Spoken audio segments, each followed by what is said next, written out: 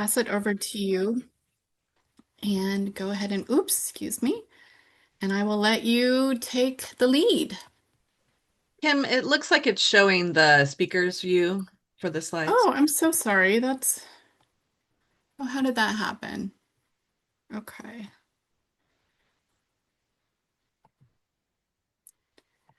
Let me see if I can get over.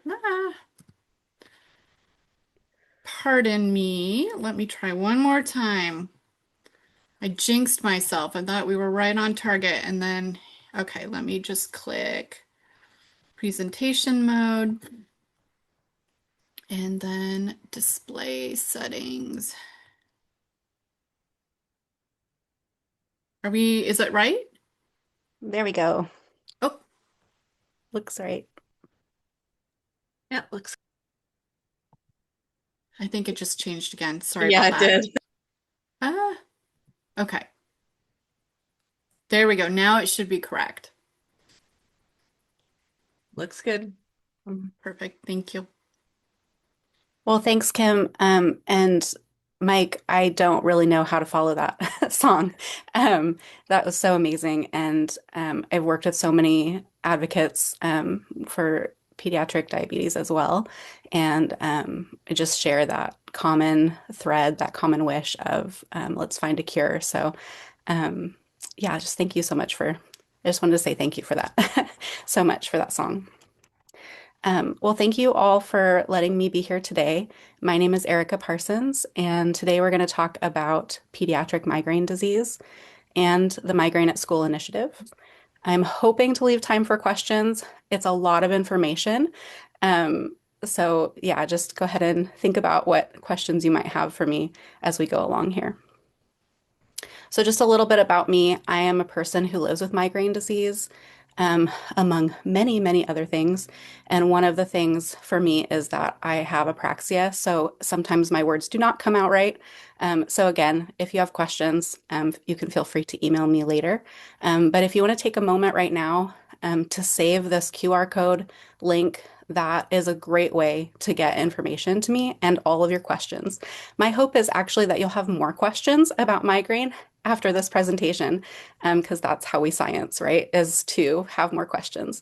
So please put your questions in that feedback form and let me know how the presentation was.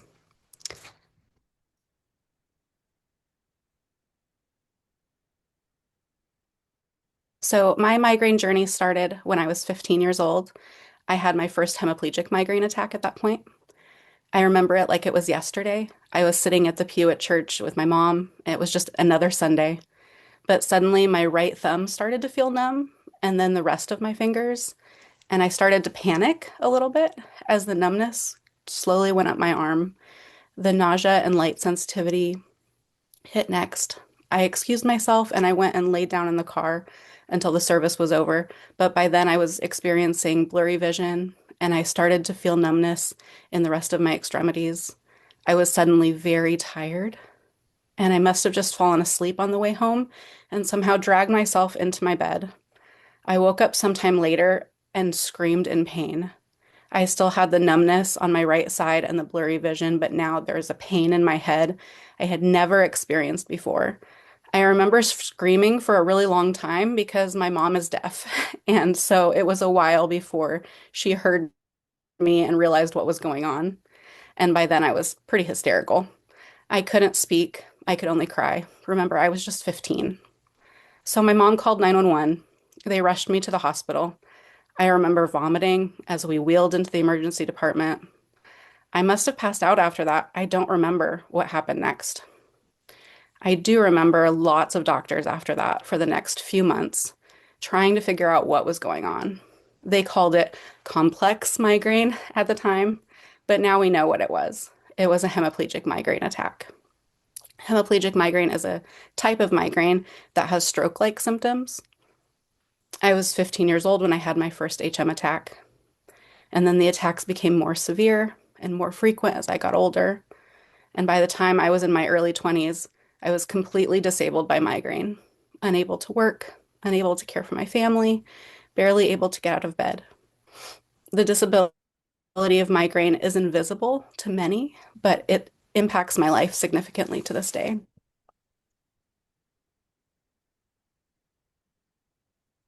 The treatment that I was prescribed for my complex migraine was 4 Advil to be taken at the onset of a migraine attack.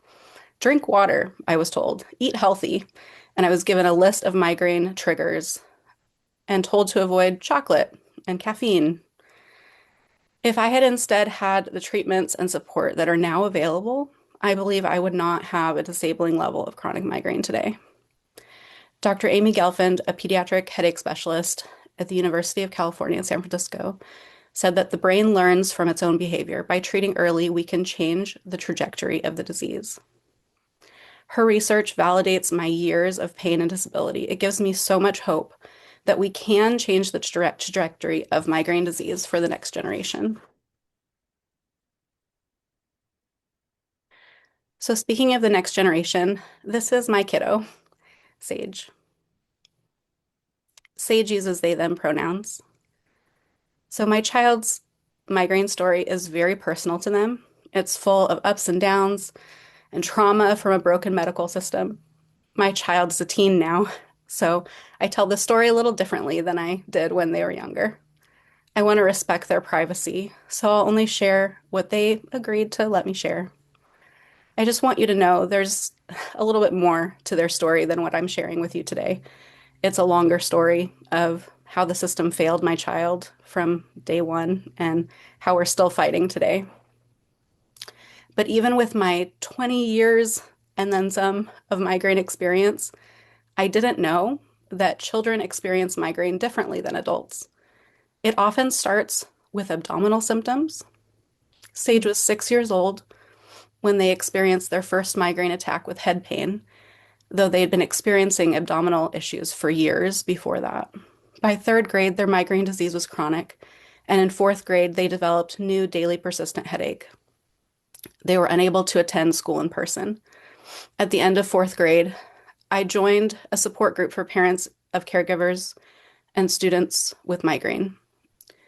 Through the advocacy efforts of that group, I found a new pediatric headache doctor who facilitated access to better treatments.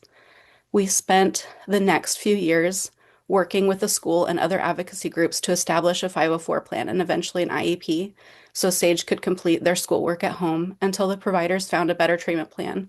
Gradually, with the support of Sage's medical and school teams, they've been working on getting better and back to school full time.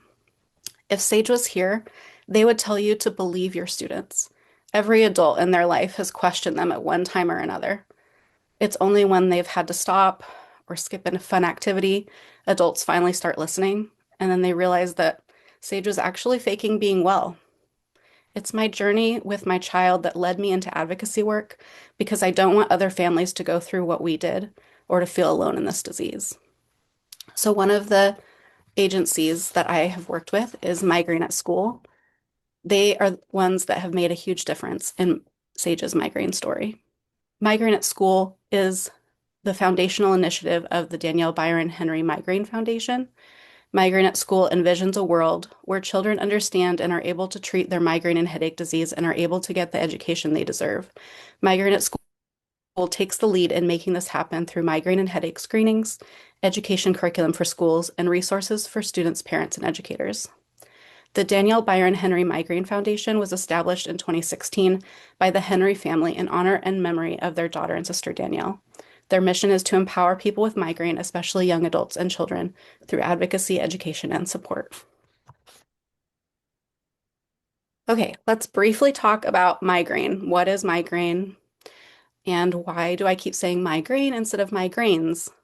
So we use the singular when we talk about migraine because it's a disease. It's not just a headache. We can say migraine attack when we talk about the variability of the disease. Using this language when we talk about migraine really helps to reduce the stigma. Migraine disease involves abnormal brain activity that affects nerve signals, chemicals, and blood vessels. It is not fully understood why the brain becomes hyper-responsive in people with migraine, but we do know it's part of a neurological disease process. We also know migraine is not rare. Classified by the World Health Organization as one of the most disabling conditions globally, migraine causes more years lost to disability than almost any other disease. For students, this translates to missed school, difficulty concentrating, and emotional distress, especially if their symptoms are misunderstood or dismissed. Again, I want to remind you that I am a mom and an advocate, but I'm not a doctor and I'm not a researcher. But I've worked with my team that has gathered this data over the years. And as we get more support and more advocacy, more information is available to us, and hopefully that will lead to a cure. Migraine is a complex multisystemic neurogenetic disease. So if one parent has migraine, there's a 50% chance their child will also have migraine disease. If both parents have migraine, there's a 75% chance that their child will also have migraine. But migraine doesn't wait till adulthood to show up. Kids have migraine too. Children as young as 18 months have been diagnosed. We see prevalence increase as children get older. Specifically, we see increases at transition points, kindergarten, middle school, and high school. These are ideal windows for us to screen students who may have migraine. If we can spot the early signs and understand the range of symptoms that come with migraine, we can ensure students get the care they need sooner, which could potentially avoid years of unnecessary suffering and disability. Speaking of prevalence, I am really grateful that we now have this research data, but it's just the beginning of the information that we need. So we have statistics for kids living with migraine in Washington State. Because of the recent years of advocacy, we've been able to gather this data. So approximately 312,000 children are currently living with migraine in Washington State. And then in the Seattle metro area, there are about 168,000 kids with migraine. I think that's roughly 20% of kids in Washington State that live with migraine disease, but more research is needed. It does let us know this is a Washington State issue and one that has severe implications for our future if kids don't have access to diagnosis and treatment early. So what is pediatric migraine? What are the symptoms? What should I be looking for, right? That's one of our big questions. So unfortunately, there's not a really simple answer to that question, because pediatric migraine shows up differently for different people, and it can show up in different ways, especially for kids. So typically, pediatric migraine attacks last 2 to 72 hours. They feature pulsating or pounding pain. It's typically felt in the front, but it can be on one side or both sides of the head. And it can worsen with activity, but not always. Some students may never report that they have headache pain at all. Migraine without head pain is called silent migraine. Migraine in children can be much more than head pain. It can include sinus congestion, excessive yawning. Children may describe their symptoms as just feeling off, just wanting to lay down.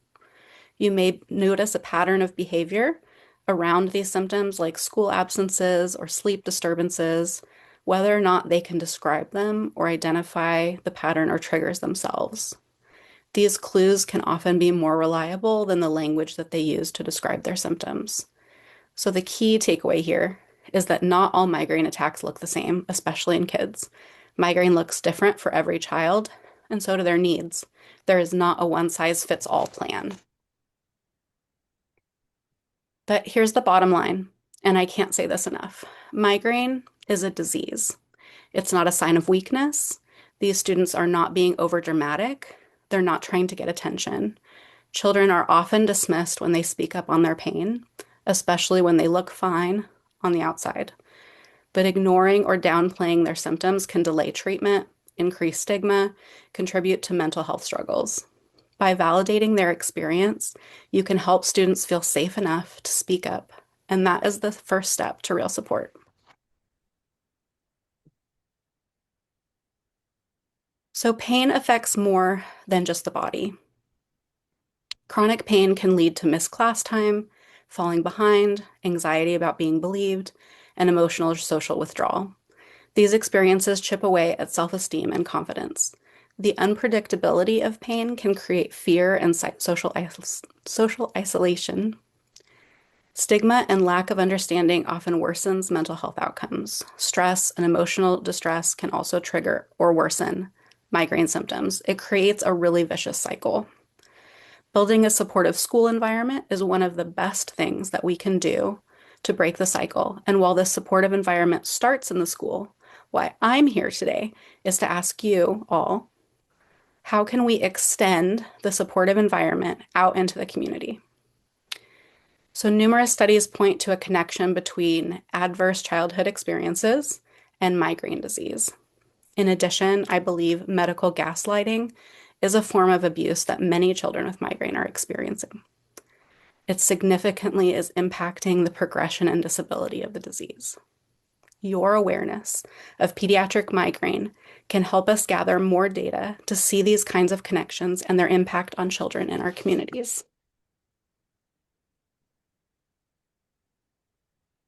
I would love to spend a long time talking about these two amazing doctors. Dr. Chatterjee is our local rising star in pediatric headache medicine at Seattle Children's Hospital, and Dr. Gelfand, I mentioned earlier, in California.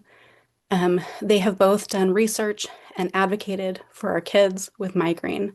But I had the chance to talk to Dr. Chatterjee last month, and I asked her, what is one thing you'd like to share to a group like this? And what is one thing, if you could change one thing about our healthcare system, what would it be? And what she said kind of shocked me. She said, our concept of migraine needs to change. Migraine is a chronic neurological disorder that often starts in childhood, so starting treatment in childhood can change the trajectory of the disease. Early diagnosis and aggressive treatment in childhood is required to prevent disability and the progression of the disease. And it's not appropriate to focus new treatments on adults who have had this disease for decades. 130,000 days of school are missed every 2 weeks. Children are disproportionately affected by migraine. They have the most to lose if their migraine is not diagnosed and treated early. She is proposing and writing papers on starting and changing the protocol on drug trials so that children can get treatment sooner rather than waiting decades for these new treatments to come along. So another person to watch is Dr. Gelfand. Her early work connecting infant colic with migraine and studying disease progression through adulthood is really what is paving the way for the treatments that are available today. Unfortunately, not all students receive the same access to migraine diagnosis and treatment, and this has lasting consequences for their health and learning. As you all are most likely aware, research shows us that Black, Indigenous, and other students of color are less likely to get diagnosis, even with the same symptoms. Students from lower income households may face delayed diagnoses and limited access to specialists and difficulty affording medication. This is definitely a systemic issue. These disparities are not about individual choices. They reflect systemic inequities that shape students' access to care and must be addressed to ensure all students have the chance to thrive. We need more data to determine if the trends that we see in the advocacy community are truly health disparities in the pediatric migraine world. But here's what we know so far. Non-Hispanic white children and adolescents were significantly more likely to receive appropriate diagnosis and treatment than their non-Hispanic, Black, and Hispanic Latino peers in the emergency department settings. So a few other disparities I wanted to address briefly with you is limited access in rural communities. Students in rural communities may go undiagnosed or undertreated, not because they don't need the care, but because it's out of reach. The nearest pediatric neurologist or headache specialist may be hours away. Another disparity that needs more research in the pediatric migraine community is the barriers to healthcare for LGBTQIA+ students. Queer students often face unique challenges in accessing healthcare, including fear of being dismissed or misunderstood, lack of affirming providers, disconnection from supportive family or home environments. For queer youth living with pain, these barriers can lead to delayed or avoided healthcare, worsening mental health, and increasing feelings of isolation. These are all things that I've witnessed with my own child. But schools can be a safe place for queer youth who live with migraine. Schools have the power to make a difference by respecting pronouns and identity, listening without assumptions, connecting students to inclusive resources, and offering affirming, non-judgmental health services. School-based support helps identify the needs really early, and it connects students to the care and resources they deserve. Schools are often the first line of care for students. Many families rely on school nurses for screenings. School nurses are the heroes of the migraine advocacy world, especially when students don't have a regular healthcare provider. But what other access points are available for children in our communities? What about homeschool families? What about students who are hospitalized or bedbound with migraine and other disabilities? What about schools that are overburdened and underfunded, like everything else? Where can families go for community-wide education or migraine advocacy? I don't have the answers to those questions. I'm hoping that together we can discover some of them, but I do have resources for schools. And so this is where I start. Migraine at School offers free resources for school nurses, educators, parents, and students. Our pediatric migraine screener, healthcare plans, and educational handouts are built to fit school settings, helping identify unmet needs and start important conversations early. We've heard that legislating screenings is the only way to bring migraine screening to the schools in the same way vision and hearing screening exists in the school today. In the meantime, are there other organizations that could help screen kids for migraine? Maybe immunization clinics, maybe libraries. Screening is so important, but it is also just the start. Screening for migraine is not the same as a diagnosis. It's not enough on its own. We need more access to healthcare for early diagnosis and treatment. There is so much more that I could tell you about migraine. So if you want more info, this QR code link takes you to the Migraine at School website, and there are hopefully some new opportunities coming for social workers and counselors as well. There's healthcare and education specific continuing education credits available. So what's next? What can you do? So the ADHA, the Alliance for Headache Advocacy organization, is a great place to start for finding out more information about legislative advocacy, such as Headache on the Hill and the Headache Act. You can make a proclamation like I did a few years ago, like as you'll see on the screen, for a Pediatric Migraine Awareness Day. We typically do that in June during Migraine and Headache Awareness Month. We can work to expand migraine screenings, work to increase access to healthcare, consider how new and existing policies affect kids living with migraine and their families, like school attendance, drug trial protocol, step therapy to access newer treatments, etc. We can all work to change our language, saying migraine disease instead of migraines, and also listening when someone tells you about their experience living with migraine. I saw a lot of questions in the chat. I can try to answer a few questions if we have time, but you can also email me if we don't have enough time or you wanted to talk with me more, either through that feedback form or I left my email in the chat. Thank you so much. Thank you so much, Erica. We actually have about 10 minutes, so if you can see the chat, go for it. All right.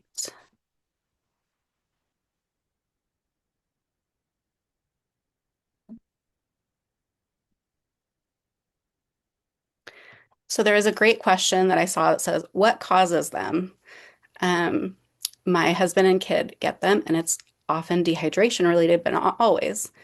So there's a lot of conversation around this. Again, I preface this with, I am not a doctor.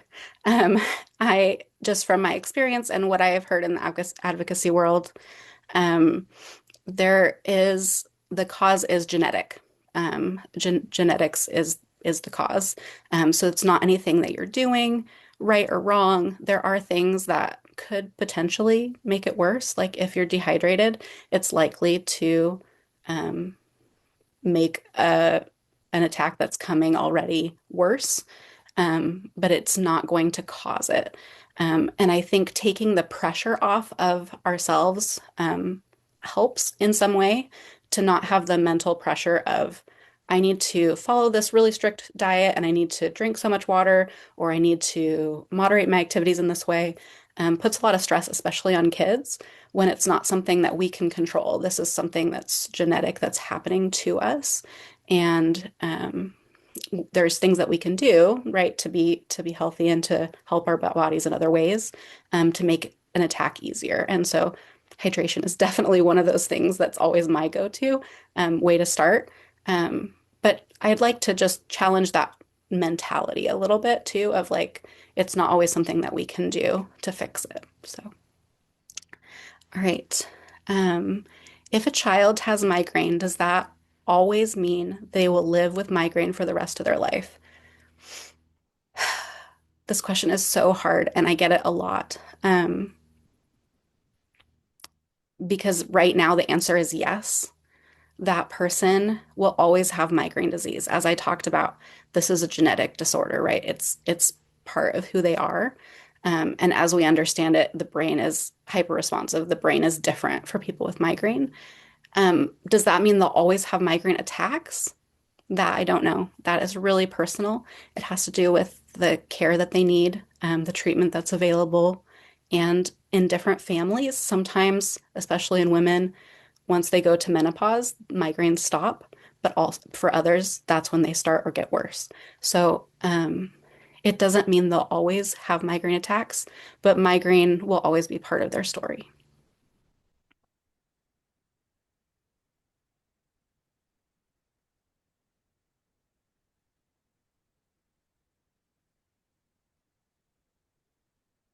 Um, I'm seeing a lot of people talk about their own stories, which I love because when we tell our stories, we learn a lot from each other. So that's great. Keep telling your stories to each other.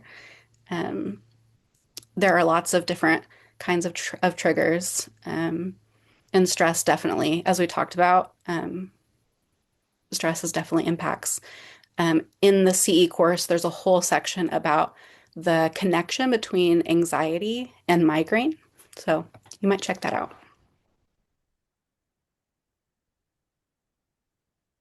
Too often, doctors dismiss migraine. Do you have any tips on bringing up migraine in a way that isn't immediately dismissed as just a headache for a young child? Um, I do not have any tips off the top of my head. However, if you go to the Migraine at School org website, there's a whole section for parents that has tips on how to talk to your doctor. I'd also recommend starting a headache log. There is a sample headache log on the Migraine at School website. Also, Seattle Children's has a great one. I love Seattle Children's model has been rather than a numbered pain system of 1 to 10, they have a red, yellow, green system. And that color stoplight system works great for young kids and it makes it really easy to fill out a calendar or a headache chart that can really point to, no, this has been going on for a while and look at all we've already done. That's really the best way I've found for doctors to like actually listen, like, oh, it's not just a passing thing, like this is actually happening and this is impacting my child in these ways.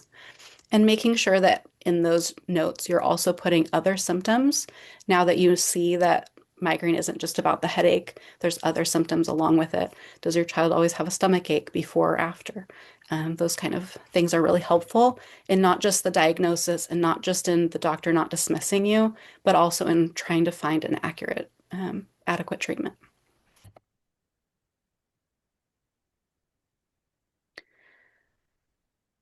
Um, so there is also a link with constipation and migraine. Um, so because abdominal migraine, especially in kids, constipation may be the first thing that we see. But there's also so many other things that the doctors have to rule out. So that's definitely a story that I hear over and over and over again. And I would just say keep asking, keep finding doctors that will listen, keep records of your child's symptoms. And as they progress, um, they'll work on finding some answers. Um, for us, a lot of the abdominal issues were also connected to anemia and iron deficiency. And in kids with migraine, especially, they need a higher level of iron than the average population. And so all of these systems are connected. It's a multi-systemic issue. It's not just about the headache. Thanks, Monica, for throwing those links in there in the chat. I really appreciate that.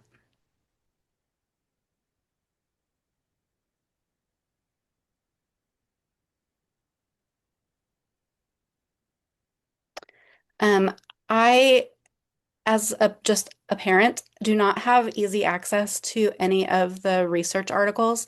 I've put a couple on this reference page that's up on the screen right now, but a lot of them are behind paywalls, unfortunately. And I would love to get a hold of more of Dr. Gelfin's research. For me, I'm quoting people who have quoted her. Um, and so but she's been at this a really long time. I did find some YouTube videos of hers, so I mean, that might be a place to check for her research. And I'll throw my email in the chat again.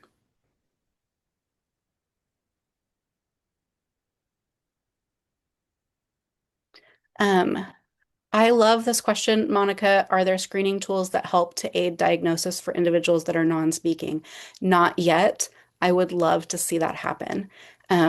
I think so, not for the screening tools, but for the headache pain chart, the red, yellow, green can be really helpful. Um, but there are not yet um, screening tools and diagnoses for non-speaking people. And I would really, really love to see that.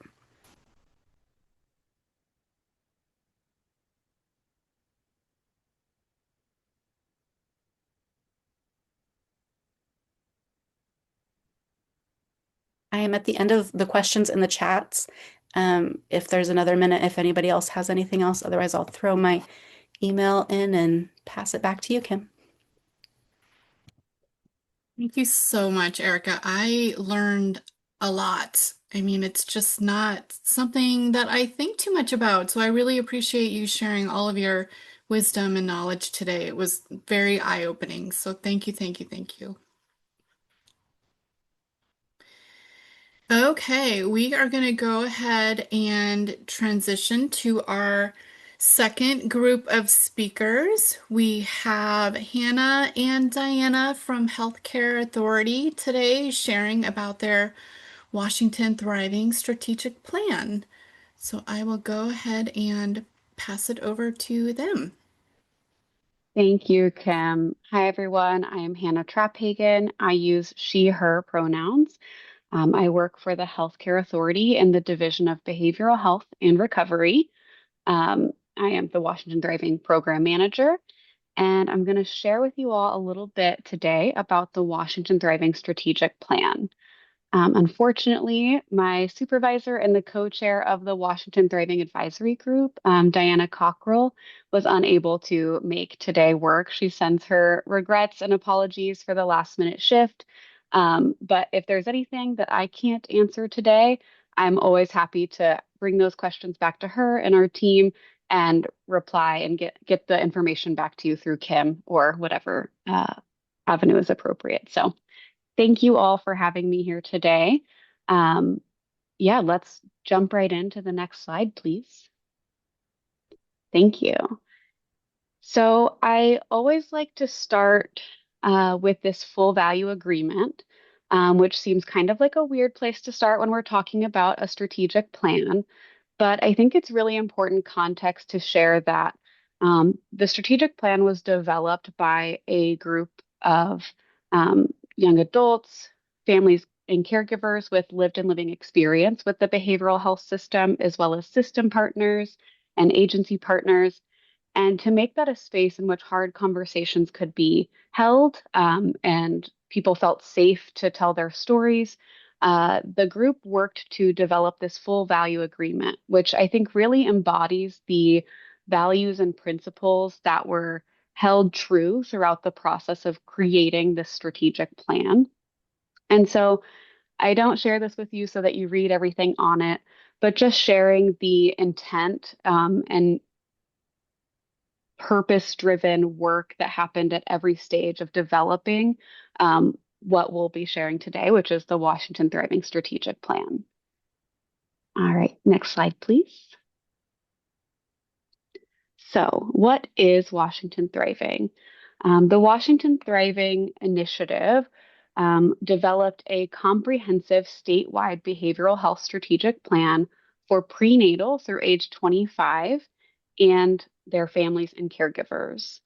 Like I mentioned, this plan was co-developed with lived and living experience voices through the Children and Youth Behavioral Health Work Group and the Washington Thriving Advisory Group. This group was established with the goal of addressing the ongoing statewide crisis in behavioral health among children, youth, young adults, and their parents and caregivers. The plan itself aims to affect transformational change across the prenatal through age 25 behavioral health system by first outlining a vision for what is needed across the entire continuum of care from prevention all the way through inpatient, outpatient recovery supports, ongoing well-being, and across all of the settings that those services and supports might be delivered. And then it provides an actionable roadmap to ensure equitable access across every stage of development to high quality, developmentally appropriate, and culturally attuned supports and services. And we'll get into a little bit more of what that means in a minute. Next slide, please. So I put a link in the chat. We'll hop over into that in a second, but just a couple more slides before we do that. So the Washington Thriving Strategic Plan was submitted to the legislature back in November of 2025. And along with that, the team created a companion website because the strategic plan itself is like 100+ pages. It's not something super light that everyone would just want to like take a casual cup of tea and drink at the end of the evening and read this plan necessarily. But the companion website, which we'll walk through in a little bit, allows for folks to kind of see at a high level what's in the plan. And if there's interest in looking deeper into that kind of dense, full document, you kind of know where to go in that document rather than starting and trying to read from the top down and find what you're looking for. Next slide, please. Oh, I thought I had one more. Is there one more slide after this? Okay, perfect. Thank you. I have so many different versions of this overview, so I appreciate the grace and patience. So before we walk through what's in the plan more specifically, I do want to share that in this last legislative session, Second Substitute House Bill 2429 was passed unanimously to establish Washington Thriving Strategic Plan as the statewide initiative for transforming the behavioral health system for children, youth, young adults, and their families. A couple other things just to point out that this bill does is it extends the work group, the Children Youth Behavioral Health Work Group out, which is kind of the driving body of implementation and accountability of this strategic plan. It increased representation of federally recognized Indian tribes on the work group from 1 to 2 seats.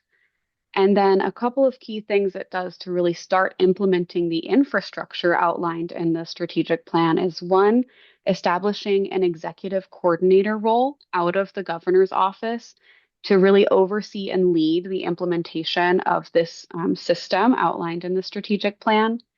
And it also establishes a Children and Youth Behavioral Health Leadership Council, also out of the governor's office, including state agency leaders and representatives from across the behavioral health system, 2 representatives of federally recognized Indian tribes, 1 Children and Youth Behavioral Health Work Group member, as well as individuals with lived and living experience with the system. And so between these 2 bodies, the executive coordinator and the leadership council, their job is to work to really set up the foundation and the infrastructure of the system that's outlined in the strategic plan. If possible, can I share my screen now to kind of do a little walkthrough? Because I find it helpful to kind of bring you along. It says it's disabled for screen sharing. Yeah, I think Linda will be approving you.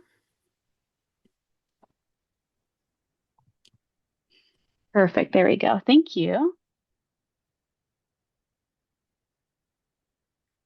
All right. Are you all able to see my browser with the Washington Thriving website on it? Yes. Perfect. That's the danger of having like three screens. I'm never 100% sure which one is showing. All right, so I'm going to take some time now to kind of navigate through the website with you all. I put the link in the chat, so feel free to click along with me or just observe. I think it's just a little bit easier to digest the contents this way.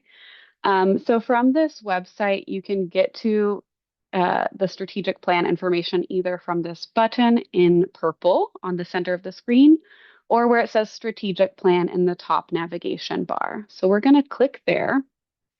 And this takes us to a whole new universe of the website that's all dedicated to the contents of the strategic plan itself.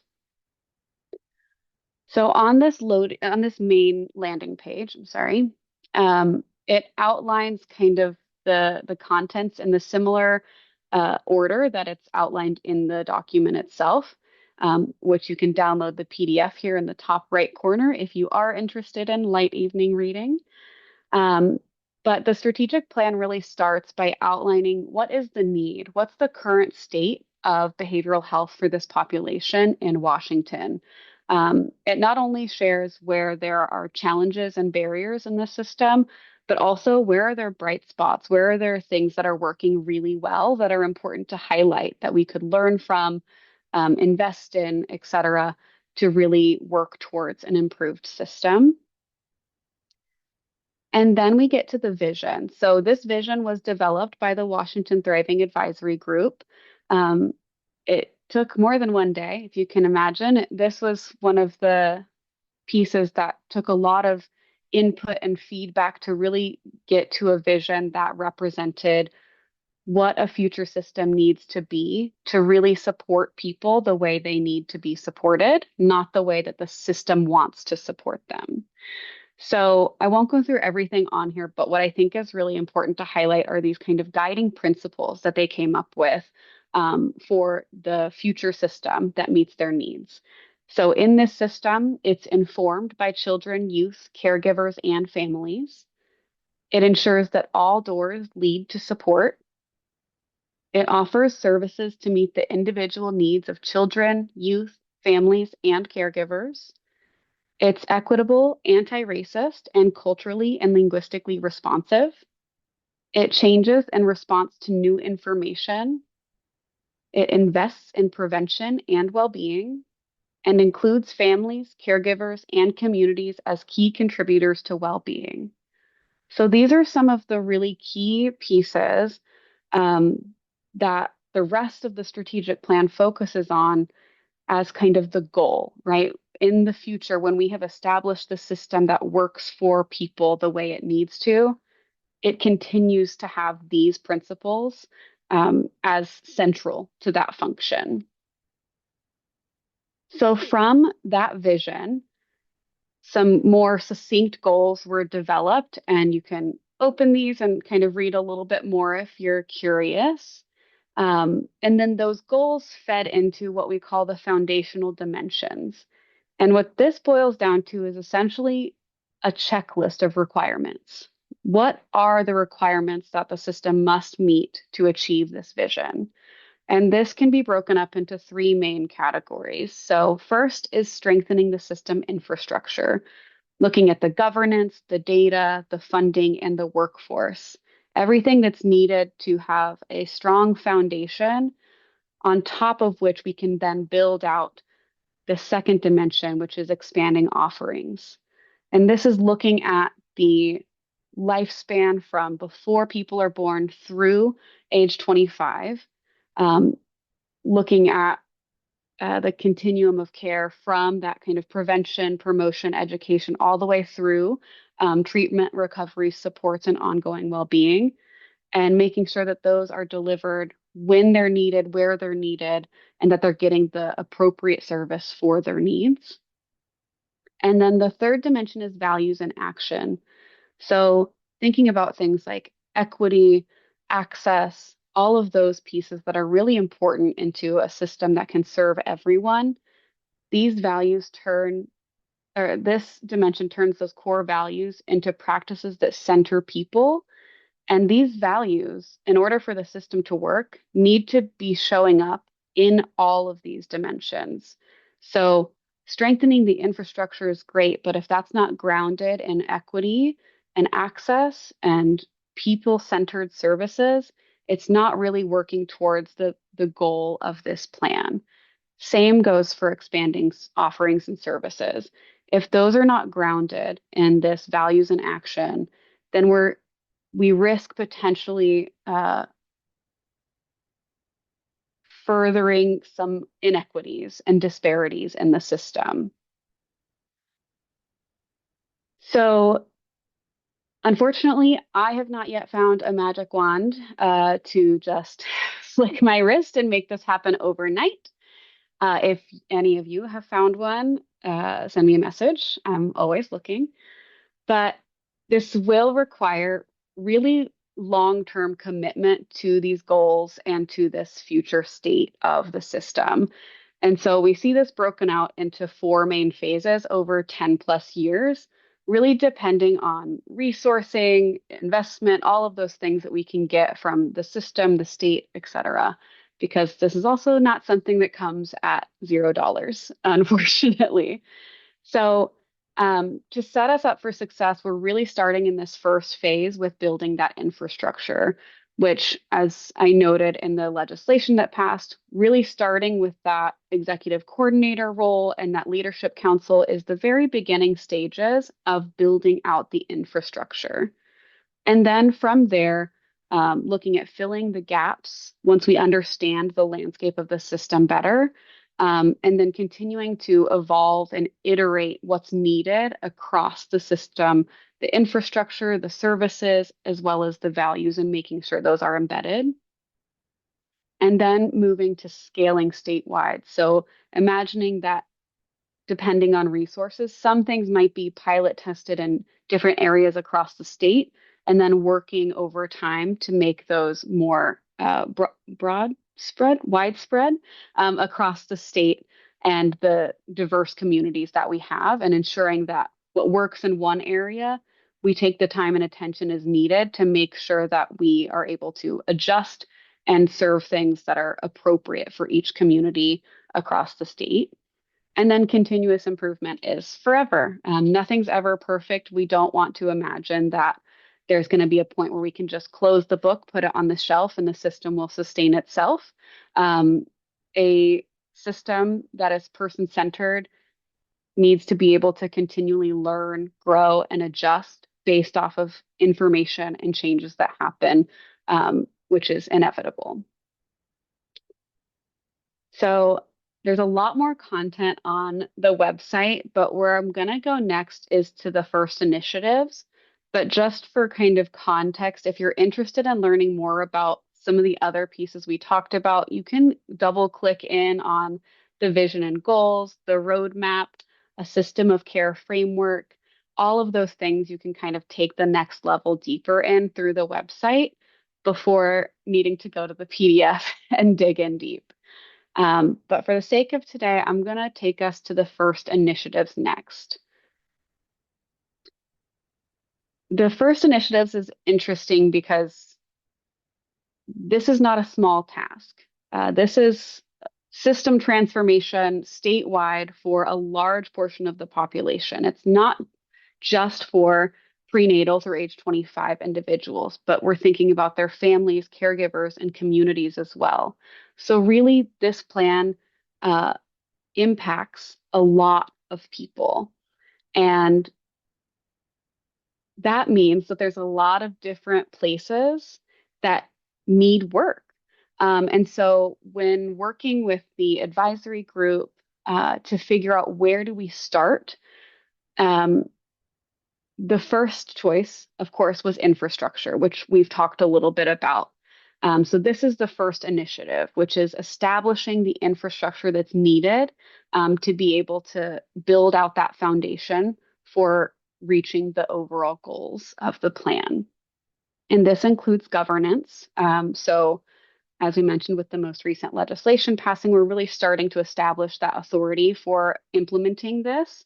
But this also includes making sure that it's not just agency leaders at the tables, but we have folks with lived and living experience feeding into those conversations, having real decision-making authority at those tables. And so it's not decisions being made by Hannah at HCA saying this is what people need, but bringing in the voices of young people and families and caregivers to have um, input into those conversations. Then there's outcomes monitoring, which really means data. So I have had a very fun experience with data when we were working to develop the strategic plan, even just to understand what the current landscape is of the behavioral health system for this population.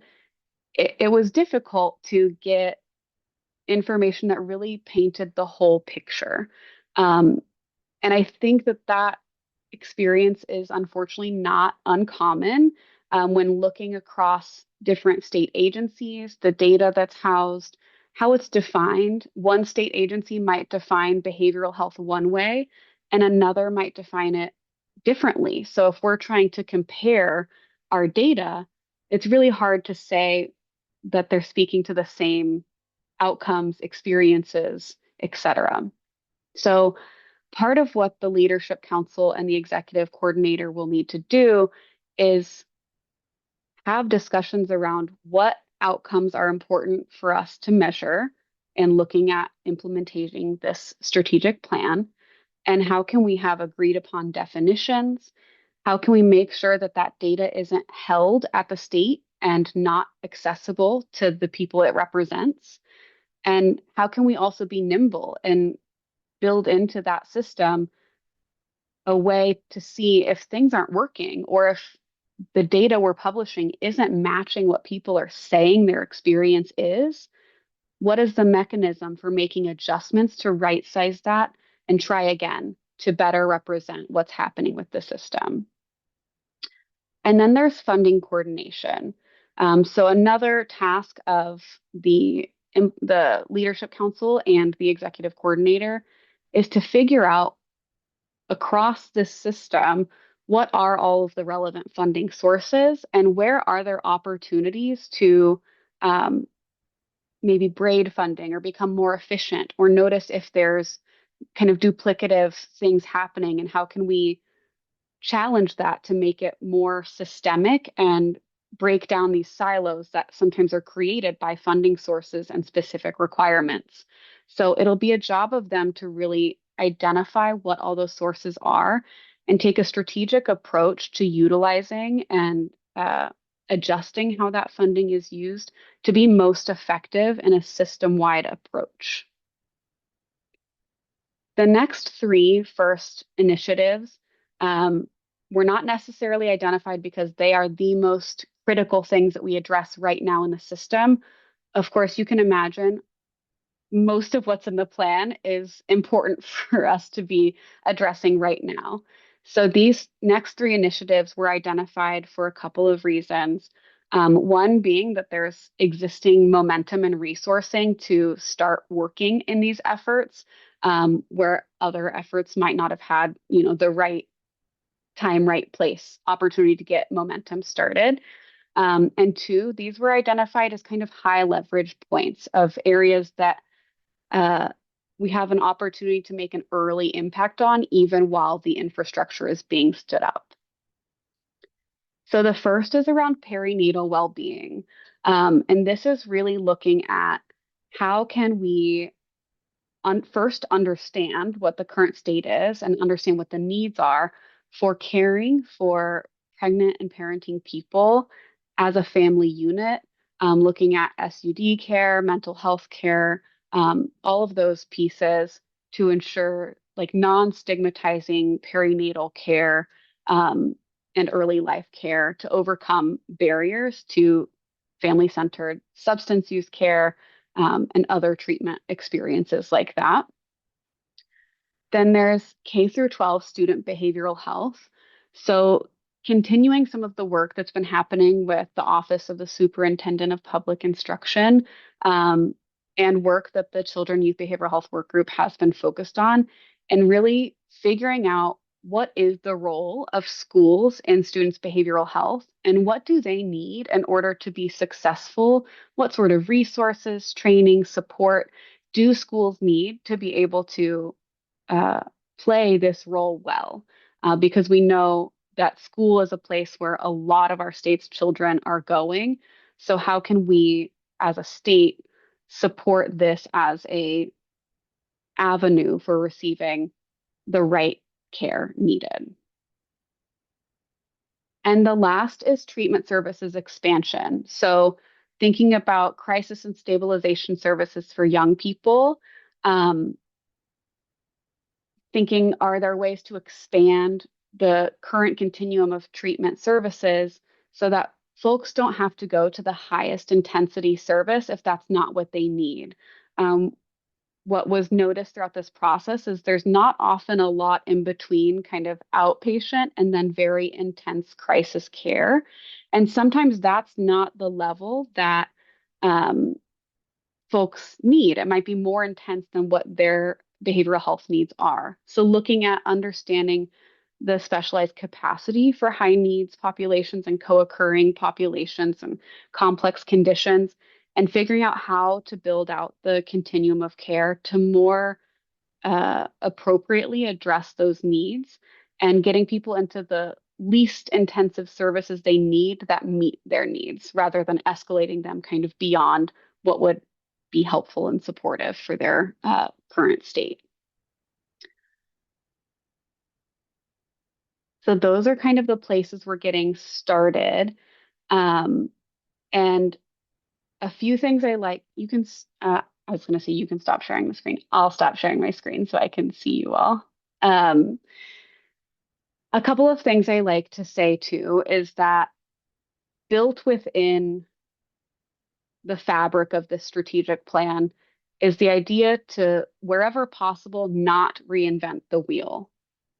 There are a lot of really good things happening in this space across the state.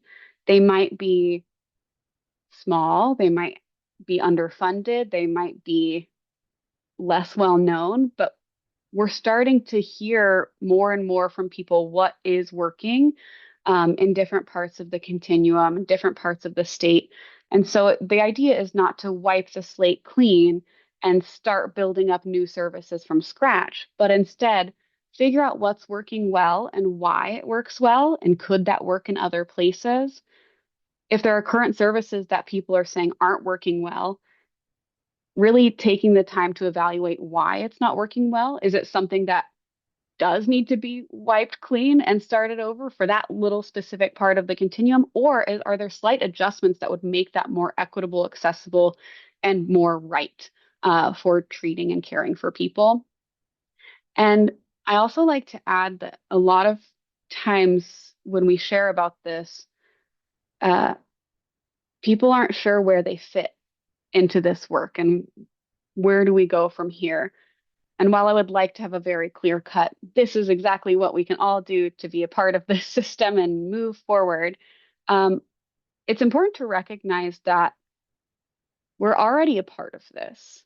Just by being here and in this world and in this space, you're already participating in this system at its current stage.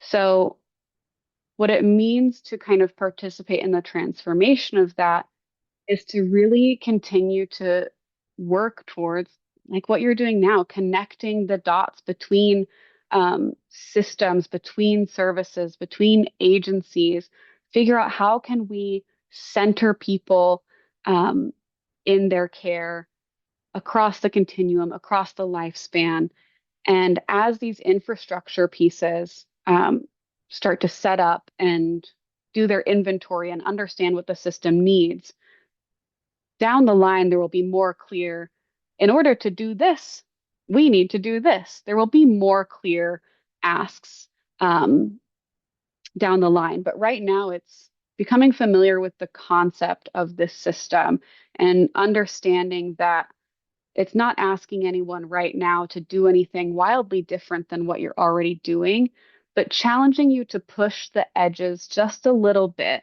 and see where are there opportunities to more embody these values and principles in the work that you do and in the day-to-day operations. One of my team members just a few weeks ago was saying she got an email about a survey that came out, and they were asking her to review the questions before it was sent out to people with lived and living experience. And she got the survey and she's like, oh, this is going to trigger so many people. The language they're using in this is not, and it wasn't coming from a place of them being intentionally like that way, but so she gently pushed back and said, hey, I think it would be a better approach to center people's experience in this. Don't have leading questions, and, kind of gave them a reframing and education about why they would change that.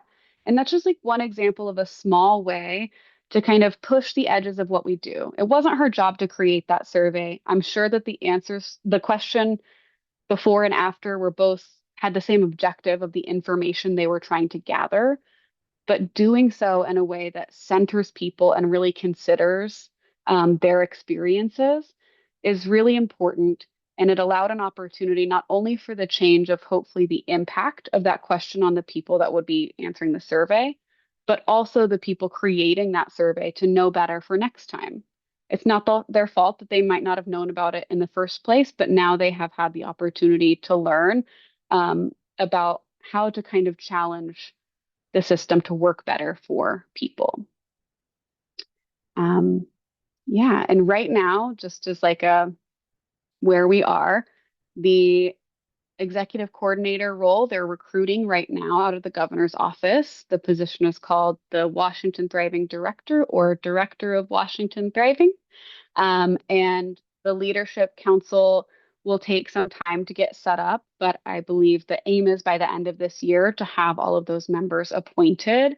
And right now, the Children and Youth Behavioral Health Work Group, who's kind of in charge of supporting and advising and providing recommendations to these new bodies, is going through their own kind of evolution and transformation into centering the Washington Thriving Strategic Plan as kind of the guiding light of their work moving forward.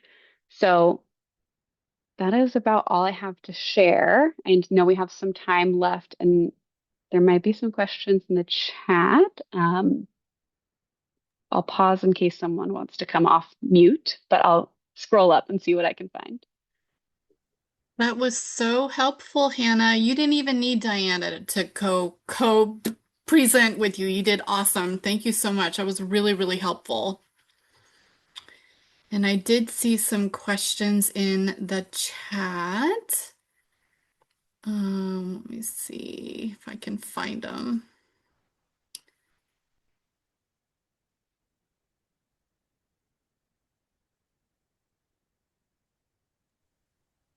Let's see. I think the first one is, how does infant and early childhood mental health fit into this? Yeah, great question. So that fits into the second dimension of kind of expanding comprehensive offerings. Again, we know that there's good work happening in the infant and early childhood mental health space, but it's an important part of this continuum. And in that kind of perinatal, but also prenatal through age 5 developmental stage, there is work happening across the system in different places, across different agencies to really understand what the needs are. What we have what could be adjusted to work for that population, but also there are specific needs. It's similar in that prenatal through 5 to kind of that transition age youth space where a lot of times the system tries to adjust services to work for a population it wasn't created for. And so taking the time to understand what the specific unique needs are, um, to make sure that as the service continuum gets built out based on the needs, it's doing so intentionally, um, and doing so in a way that meets the needs of people accessing those services. So there's not currently right now like a specific initiative around infant early childhood mental health, but that is still within the scope of the overarching strategic plan. We oftentimes get questions about where does this specific thing fit? And by design, the strategic plan doesn't go through and list every single behavioral health challenge or behavioral health focus area, because that alone, creating a document that was that specific around every single area, that alone would have been 100 pages. And so instead, it's designed to allow kind of for that living and breathing, growing and changing, as we learn more information, to allow space for everything that makes sense to fit under this umbrella to fit there without saying, oh, well, we didn't name it in 2025, so we can't help you. That doesn't fall within the range of the Washington Thriving Strategic Plan. So no, that wasn't super specific and helpful, Monica, but just to say that it is going to be a part of what the Leadership Council is looking at in terms of understanding the landscape of the system, where there's work being done, where there's gaps in services, and further understanding the needs, of developing this system. Thanks, Hannah. That's really helpful. Yeah, it's just I'm really loved following all the work that the Children Youth Behavioral Health Work Group has done, and the evolution of this strategic plan. But just like looking at the first initiatives, that's the one thing that really jumps out to me is that prevention piece. We know that formative period is so important for children's development and for families that are starting off as parents. And so just thinking about that as one of those foundational pieces that's really going to affect the trajectory of children's lives over the course of years. I see there's also a comment from Tiffany here. A question. I think of establishing infrastructure as being new, not previously being in there. What processes will be in place to leverage current infrastructure that's already in place and lean into braiding resources to strengthen rather than build something completely new? And then also similar to my question is the concept of early relational health integrated into this plan. Yeah, I think that's something that we see a lot is, new things popping up, and how are we integrating what's already happening in these areas? Yeah, that's a great question. And so, yes, I cannot deny that there are new kind of leadership structures being set up for implementation of this. And the concept behind that is that there's not really currently an existing mechanism for cross-system partners to come together with this specific goal of looking at creating a coordinated, comprehensive system of care that is person-centered. And so that will be a new table for folks to sit at with the intention of taking the time to understand what the existing system contains in terms of services, data, funding, all of those things. And after understanding what the current state is, being able to direct resources to promote the not like wiping the slate and starting over, but to promote directing resources to improve the system, fill gaps, strengthen existing strengths of the system, rather than trying to erase everything, even though it might be working, and start by establishing something brand new. And then we have about 1 more minute before break, but I see Jill has a question. Go ahead, Jill. Not so much a question, more of a reflection. Just knowing that I kind of was part of kind of like the whole FISBRT piece from beginning through the iteration until it kind of moved into its current state, and just kind of watched the growth and the movement of that whole piece and stuff, and just kind of hearing or just thinking about Tiffany's reflection and hearing you, Hannah. And Oh, we it's lost her. lost me. Oh, I can still hear. oh, Oh, can you? okay. Uh-oh. It's kind of like some of those components, Hannah, that you are talking about. I know that the Children and Youth with Special Healthcare Needs team for the last like 5 years have been working within a system that has been looking at that wraparound component for the children and youth and special health care um, families and children in our state, which includes behavioral health and care coordination and all those systems networks. So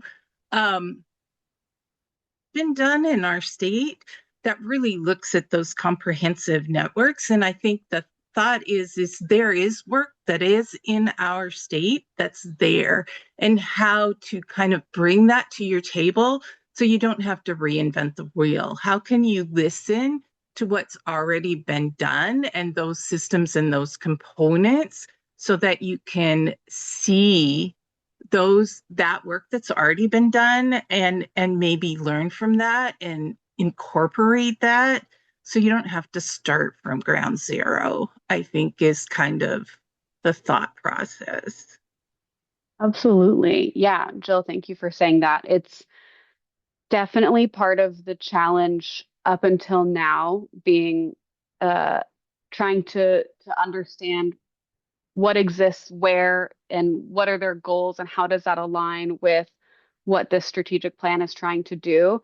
So we're doing our best in the interim while the leadership council and things are being stood up to gather that information and have something to provide to the leadership council to say, here are the things we already know about that should be included in your conversations as you try to understand the system and get the full picture to see where can we leverage lessons learned and information that might help expand the breadth of what maybe that other group is doing to apply to a more comprehensive system, more comprehensive population, et cetera.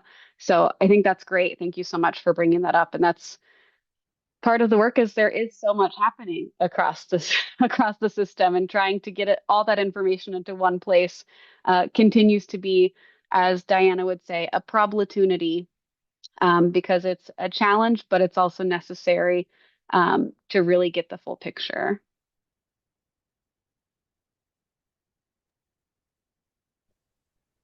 Thank you so much, Hannah. That was great. And I love that word. That is funny. I'm going to use that in my future. All right, everybody, we're going to go ahead and go on break until 10:40. And if you have any other quick questions for Hannah, she might be able to stick around for a couple more minutes. But otherwise, we'll see everyone back at 10:40. Thank you so much. Thank you all so much for having me. And I actually do need to transition to my next meeting, but I'll put my email in the chat before I hop off. So if anything comes up, feel free to reach out. All right, friends, it is that time, 10:40. We're going to go ahead and merge to our next speakers. I see Tiffany's on. Hello, Tiffany. And I think Sarah is here too. I just can't see her. So welcome to both of you. All right, let's get started. Good morning, I guess. I'm in the central time zone right now, Nebraska. So it's like gonna say good afternoon. Um, I am hoping that we might be able to share our slides, Kim. We have a mentee as well, but I'll go ahead and get started and then we can swap over. Yeah. Um, Sorry. Go ahead. is You that okay? can. Yeah, Okay, absolutely. perfect. Sorry I couldn't No, no get worries. get that info to you sooner. Okay. It's not going to work. Cool. That is why you do this. Okay, there we go. All right, so we are going to talk about hospital to home systems change. My name is Tiffany Elliott. I am a speech pathologist and a lactation consultant, and I'm joined here by my colleague Sarah Cercelli, who we both work at Northwest Center, and we are the hospital to home systems change team. We have a Menti poll here, so if you want to scan that, feel free and join us to let us know a little bit about you. As we talk today, it's really important to us that we make sure we're all using the terminology and understanding what we're referring to. So, NICU is neonatal intensive care unit, so the ICU for NICU. ESIT is early support for infants and toddlers. That's that Part C services in Washington State. Perinatal, the time from conception to a year postpartum. Some folks even go to 2 years postpartum. PMADS, perinatal mood and anxiety disorder. And we will use the terms caregiver and parent interchangeably to honor the non-binary relationships and knowing that, or non-birthing relationships, and know that caregiving roles take many forms. And not all birthing individuals identify as women or mothers. We also may use person first language or diagnosis first language. And folks have varying preferences in their terms. So you might hear us say NICU families or families with a NICU experience. And just know that that is pretty individual in terms of what people prefer. So we are going to go over to a Menti. So if you haven't done that before, you can scan that little code or go to menti.com and enter that number. I'm going to switch over to that screen and see. Oh, good. Looks like Sarah got that put in there. All right, let's see what folks are telling us today.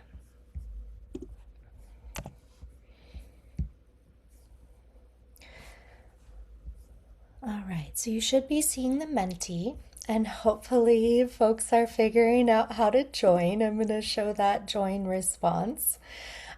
So when Sarah and I do this work, we really talk about the value and the importance of personal and lived experiences and really centering that in everything that we do. A lot of times when we have these interactions in these conversations, we start to hear and see there are many people in our spaces that have these experiences with pregnancy or birthing complications, NICU, perinatal mental health challenges, feeding challenges, and we have some folks that don't have those experiences. So having those voices present is really, and centering those voices are really important. And Sarah and I both share openly that we have experiences in these spaces. And I think that really leads to our passion and our depth of making changes to ensure all families get the support they need. So I'm going to move on for the sake of time, but as we can tell, there are many folks in this space that have lived experiences. So, and what do folks think? How many babies need NICU care? One in, let's see, it looks like there's about 12 people that have responded. So let's see. So 1 in 10 babies need NICU care. So you can see we have a wide range of wonderings around that, and many of us work in this space, right, with children needing this care. So sometimes that's good to remind ourselves, but 1 in 10 babies need to be in the ICU, baby ICU. And when we think about birthing people having a PMAD, 1 in 5 birthing people have a PMAD.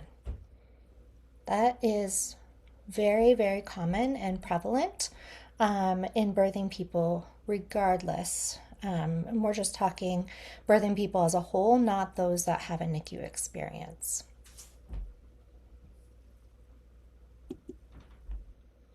And when we think about non-birthing people, how many of those folks have a PMAD? So 1 in 10 non-birthing people will have a PMAD. So perinatal mood and anxiety disorder. So 1 in 10 without any complications or any of that extra. And when we think about adding then a NICU stay into this environment for this family, a NICU stay does increase the risk of a PMAD. And it looks like everyone's like, yep, seen that, right? So this information that we just shared on this Menti is embedded within our slide deck. We just wanted to share it in a way that allowed more interaction. So when we think about the hospital to home background, this is what we just talked about. There's 1 in 10 babies need the NICU, and that 1 in 5 birthing people have a PMAD, and that increases to about 1 in 3 with a NICU stay. And PMADs create those obstacles for bonding and attachment, and it just is this negative implication for babies and families. And then when we think about preterm births compared to just births in general, there is a huge racial and ethnic difference between births overall and those born preterm. So this is data from the March of Dimes for over these last couple years, 2022 to 2024 is the most recent data, and you can see these big disparities. Babies who identify as white, they are about 52% of births, although they make up about 8.5% of preterm births, compared to babies who are American Indian or Alaska Native are 1% of live births, yet make up 12% of the preterm births. So there's this huge disparity. And then there's also geographical disparities in terms of preterm rates across our state. So these gold stars are where the level 4 NICUs are in our state. There's about 5 of them, but they are centered in these urban areas. So Spokane, Seattle, and Tacoma.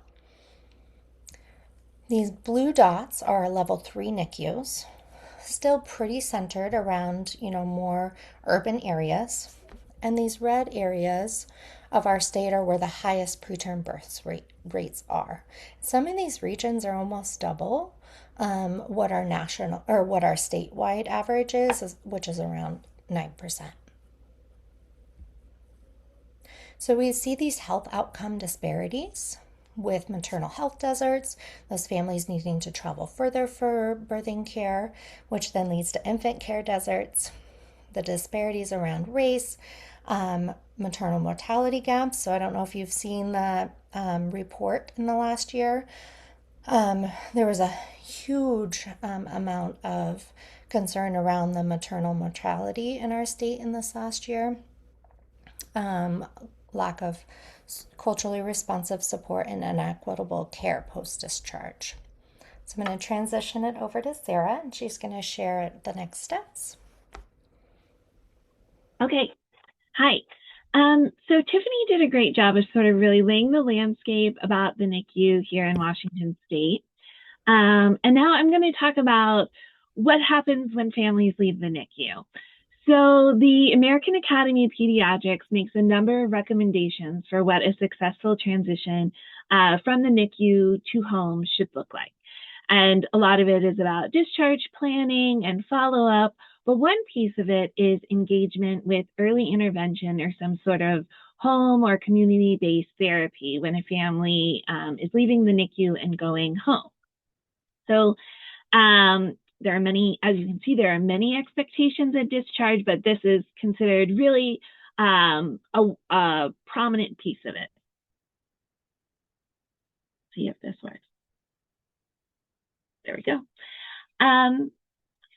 But the reality, so we know what sort of is the goal, but then the reality of what is really happening for families is that research also tells us that a lot of families aren't actually enrolling in services like early intervention once they are home. And there are a lot of reasons why there are these barriers that exist, but only about 53% of families referred actually enrolled, and the rates for infants are much less. And this is even knowing that early intervention improves developmental outcomes and builds parental confidence. The research also tells us that in addition to referring to early intervention and developmental support for infants, that we really also have to think about the social determinants of health that impact a family, because clinical care is not enough, and that there are other things impacting a family's well-being and developmental outcomes once they are home. And so we really need to holistically support a family.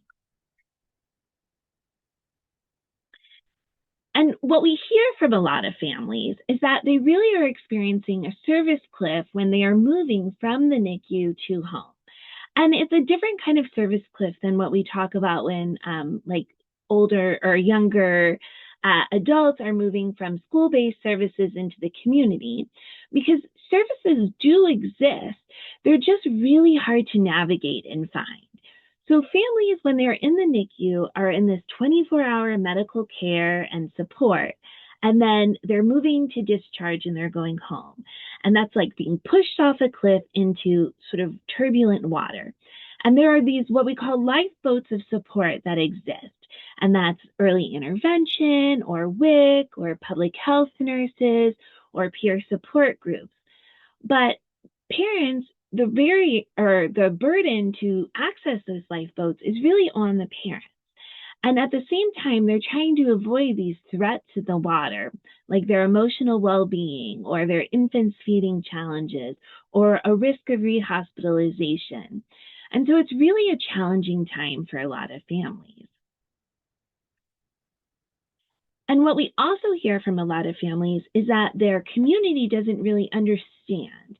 So what people see on the surface is, oh, you had this really difficult NICU experience, but you're home now, everything's okay. But what's beneath the surface is so many different feelings. That experience doesn't just end because they leave the NICU. They carry that time with them. And they may have experienced racism while they were in the hospital. They may have a lot of difficulty coordinating care. They may have grief about what they saw in the hospital or about their child's diagnosis. They may have concerns about their future, birth trauma that they're experiencing. A lot of times they're dealing with medical equipment needs and living in an environment that is not supportive to having various medical equipment needs. They might have financial and job pressure or other children that they're worrying about. So there's so much bubbling beneath the surface that's not really appreciated by families who are just like, I know that was a tough time, but you're okay now. Everything's over. You're home.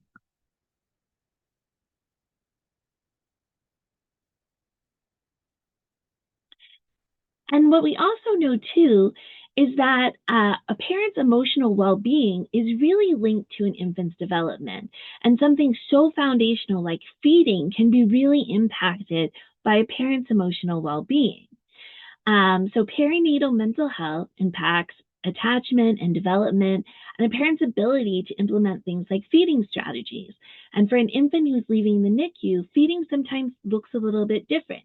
Sometimes babies are tube fed or they need to have be fed a certain way by a bottle. And that parents may, because of their emotional well-being concerns, struggle to read and respond to their infant's cues in a way that is consistent or is really noticing what their infant is trying to say. And that part of these early stages of building a relationship between parent and infant is building trust, and that's what is the building blocks of this relationship. And these repeated episodes of a parent, because of their emotional well-being concerns, unintentionally misreading their child's cues can really create distrust in that relationship, and that can cause issues for a family. So we've talked about, the problem, the NICU, what it exists in Washington State. We've talked about the challenges that families experience when transitioning home. Now we can talk about hospital to home and the work that we're doing, which we like to consider to be the solution. So hospital to home is really a framework for providing care for families that integrates perinatal mental health support for families with infant feeding and developmental services. And it's an approach that can be used within early intervention or other home and community-based services. And the impact of this is that what we have seen is that it strengthens parents' well-being and that parent-infant relationship. The providers who are providing this hospital-to-home care approach, they have more confidence and feel more competent doing this work. And that it's really connecting systems that for a lot of time have been really disjointed, like the hospital and these home and community-based services. So to give a bit of background on hospital to home and how it came to be, this care model was created at Northwest Center, which is an agency that has an early intervention program, and it was created by early intervention providers about 10 years ago. And these were individuals who are working directly with families and really noticing that families were experiencing a significant gap in services between being discharged from the NICU and being enrolled in services. And they thought, what would happen if we worked with these families earlier and we integrated emotional well-being support into our services? So over time, we developed this care model, which now we share out through our hospital to home systems change work, which Tiffany will share a bit more about in the later on in the presentation. But our care model is really quite simple. It's that care for families who are discharging from the NICU should be perinatal mental health attuned. It should be integrated services so that there's streamlined contact for family. That families should receive care in a rapid and timely way post-discharge, and that there should be a universal screening for resource needs. And I'll talk briefly about what that looks like in practice. So why we talk about rapid and timely services post-discharge is really going back to that service cliff, which I showed. So for a lot of time, previously, families were discharging from the NICU, and it was on them to connect to home and community-based services. They were told you should really have your child receive therapy services in the community, but the burden was on them to navigate all of these appointments, plus to get involved with early intervention. And maybe they were referred, but getting connected was really challenged. And so what our approach is that we just make it as easy as possible for families to be connected as soon as they discharge from the hospital. And we even sometimes coordinate that care before discharge happens from the hospital. We know that when families feel like they have a soft landing, this supports the emotional well-being of caregivers and improves developmental outcomes for infants. And just to kind of show how timelines can look different, and this is, again, what it might look like in early intervention, but this approach can be applied to other sort of home and community-based supports that previously, when families weren't connected to early intervention quickly, so an infant might have been in the NICU and then was discharged, and then a family struggled at home until that infant was like 4 months old, and then they finally said to their pediatrician, gosh, this is really hard, we think we need some help, and then they got the referral to ESIT. They finally got an evaluation at 5 months old, got enrolled in services at 6 months old, and then services started at 7 months old. So that's a really big gap between a family being discharged and finally receiving services. And that's about 6 months in time where a family's emotional well-being might really be struggling, and there's a lot of missed opportunities for infant feeding and motor support. And families oftentimes we were seeing were doing strategies that, because they were just trying to survive. And so when therapists would go in at like the 7-month mark, they were kind of undoing these strategies that families had done just to survive, when really they were like, if we had just gotten in at the beginning, we could have built a better foundation. So we weren't undoing things that we could have just built it from the beginning. So this is what we mean by rapid and timely services post-discharge. An infant is discharged at 1 month, a referral is made right away, and then a family is enrolled in services. So rather than 6 months without support, this is an opportunity to address feeding concerns early, support motor development, and support a family's emotional well-being. Another piece of the hospital to home care model is integrating services and streamlined contact for families. I know as children and youth with special health care needs, we all know how complex the care is for these families, and that care mapping is a wonderful tool to support families. And this is something that we talk a lot about with providers who are supporting families. How can we reduce the number of times that families are being asked to tell their story? How can we, as care providers, be doing the care coordination so that it is not reliant on caregivers and parents to be doing this and telling their trauma over and over again? How can we be intentional about our staffing to minimize family burden? And another piece too is just recognizing these inherent communication challenges that families are facing when they're going from the NICU into home and community-based services. So we know that in the NICU and in the medical model, there's a different type of communication style, right? It can often be a very deficit-focused lens. What is wrong with this infant, and how do we fix it to make it so that they can go home? And then a home and community-based model like early intervention is very strengths-based focus. What are the strengths of this family and this community that we can draw upon to create a family goal? And for families, that can be really hard to navigate. How do we go in between these really different, in one piece, the doctor is telling me that there are all these things wrong with my child. And the other piece, my home and community-based provider is telling me there are all these amazing things that my child is doing. Well, this is something that really, as hospital to home providers, we can help families navigate understanding this, and also really prepare them for the next big transition that a family is going to focus, which is when they're moving into school-based services. And that's a whole different type of communication style that families are going to have to learn. Is how do I learn to speak and talk about how my child will navigate an educational environment? A lot of times, the perinatal mental health attuned care is really a very critical piece of the hospital to home model. And it is so important.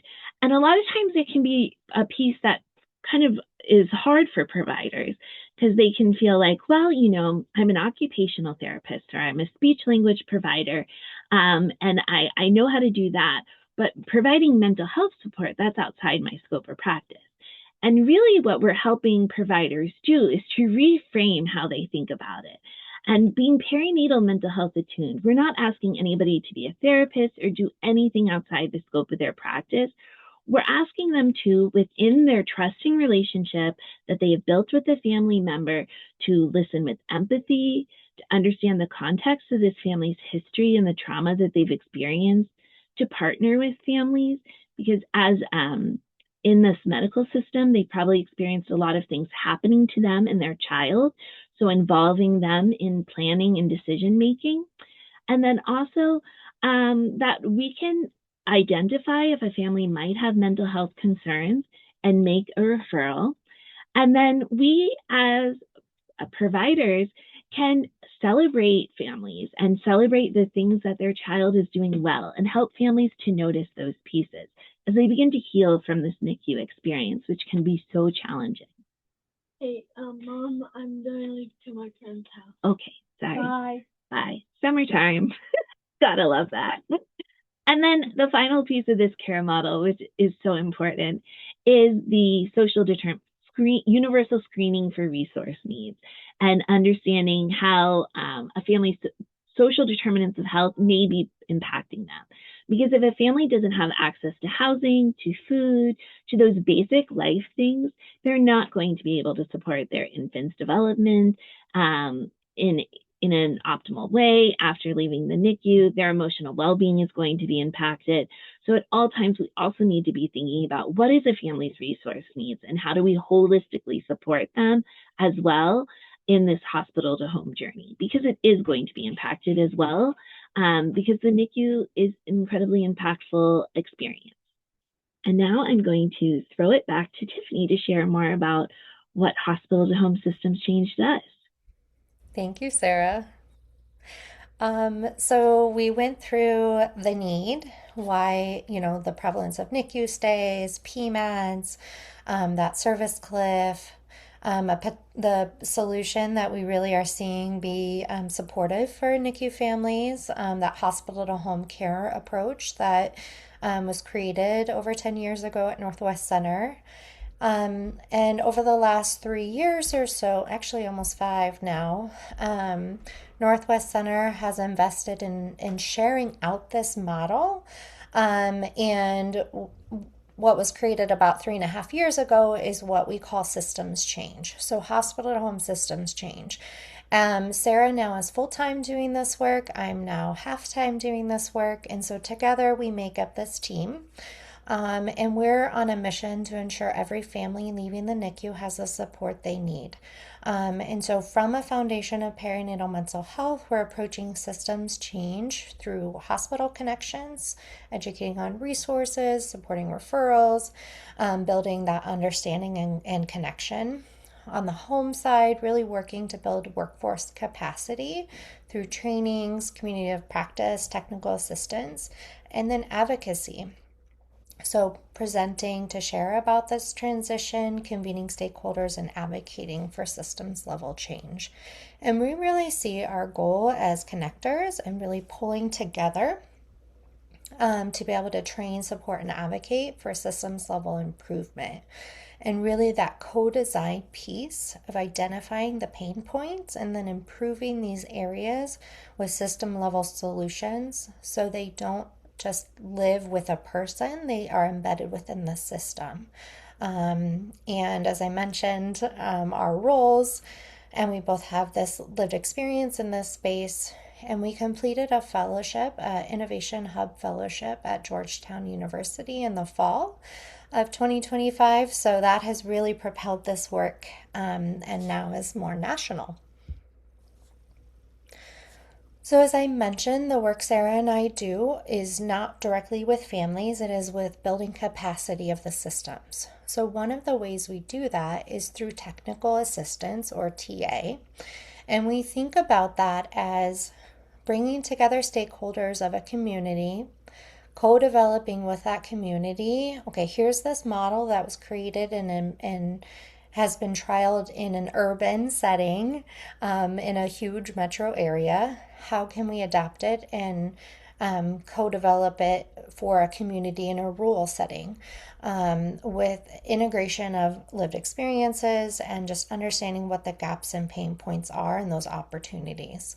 Continuing to use quality improvement, a lot of reflection, and then building that capacity in parallel. So we're thinking not only about knowledge and skills, we're really also thinking about that confidence and leading into that abundance of we are all better together. This was data that we pulled in the fall, so it has increased since then. But since 2021, we've trained over 600 providers, so really estimating over 5,000 families have been impacted. When we look at our state overall, we've reached providers in almost 90% of the counties, and we have had providers, a variety of disciplines, as you can see there, attend our trainings from a variety of states and even some countries. And when we look at our training impact, so again, Sarah and I working to really share this out and make sure every family has the support they need. and building capacity, we're seeing that the hospital to home care model and approach really improves practice and workforce retention. So when we look at the training, 94% have talked about that it improved the quality of care, worthwhile training, and then contributed to their professional satisfaction. And when we look specifically around NICU and feeding disorder framework and PMADS, you can see there's a significant increase in understanding and then being able to use that knowledge to serve families. So, hospital to home systems change. We've developed a strong reputation for improving the post NICU experience for families. And here's just a few qualitative reflections. Sarah and I both started as direct service providers, so this is an area we are growing in. It's understanding the data, interpreting it, and sharing it out. And that was one of the things our fellowship helped us with. So, to give a little bit more concrete on, well, what does this mean? What do you and Sarah do? And how are you making this this impact? I'll give you a few of the things that we are currently doing. So we have an ECHO series. ECHO is a model. It's an all teach, all learn model. And this is being funded by a Department of Health perinatal mental health capacity building grant. We've had a huge participation so far, and we are going to continue these every other week through August. And then the funding, I believe, is renewed for the next it's a 3-year funding that gets renewed depending on our reports. So we should hopefully be offering these again in the next for the next 3 years. So join us if you haven't. They're free, they're online, and amazing. We think that's like one of my favorite things of the week. And we offer what's called the Hospital to Home 3-day training. This year we offered one in the spring, and we'll offer one again in the fall. And registration is open. So if you're interested in that, it's interdisciplinary and really encouraging that perinatal mental health understanding, learning about feeding disorders in infants across those domains. And I believe Mari's here. Mari Mazzone is the dietitian that helps share out about the dietitian perspective, and then weaving it together. And I believe I saw a few parents here. And so we have a parent panel or parent voices, care models, special topics. So anyone and everyone is encouraged to join if that's of interest. It is a continuing education, so there is a price associated, mostly because we have to fund our work. One of the things that we just wrapped up was convening a mental health task force, and that was funded by a grant through DCYF. And many of the folks on this call today were part of this work group. And what came out of the work group was creating a community resource template. So it is several pages long, maybe almost 11, I think, as a template. And the goal is to think through those categories of need and support for resources and referrals that the hospital to home population, those NICU infants and families coming from NICU to home, really benefit from. And so as an organization, the idea is to take the template and work together as a team to fill out the resources that are local and then resources that are statewide and national, and for it to be a dynamic living document. We're in the process of sharing it out more widely, but we're pretty excited about the potential. And there is exploration of maybe using this as a way to individualize it for families as well, and really just hone in on those specific categories. Another project we're working on right now is with King County Environmental Lead and Toxics Grant that will end in December. It's environmental health needs, and we're looking at reviewing their training and workshop materials to integrate perinatal mental health attuned care, and think about talking about lead and environmental health from the NICU to home as with that perinatal mental health attuned lens. There's a connection between prematurity and just medical needs and environmental health. And so that's where all of this connection started. And we're really enjoying growth in this area. And finally, we received a national grant by the Copic Medical Foundation. And so we are working to provide technical assistance to 2 sites outside of Washington State. We went to Denver in April, and Copic Medical Foundation will come to Seattle in September to visit and understand the ecosystem of our state with this work. And then we'll go back to Denver probably next April to present out and continue to build connections. So we share all that saying, while we might be, facilitating and bringing together this work is each and every one of us, each and every one of you, the families, all the systems.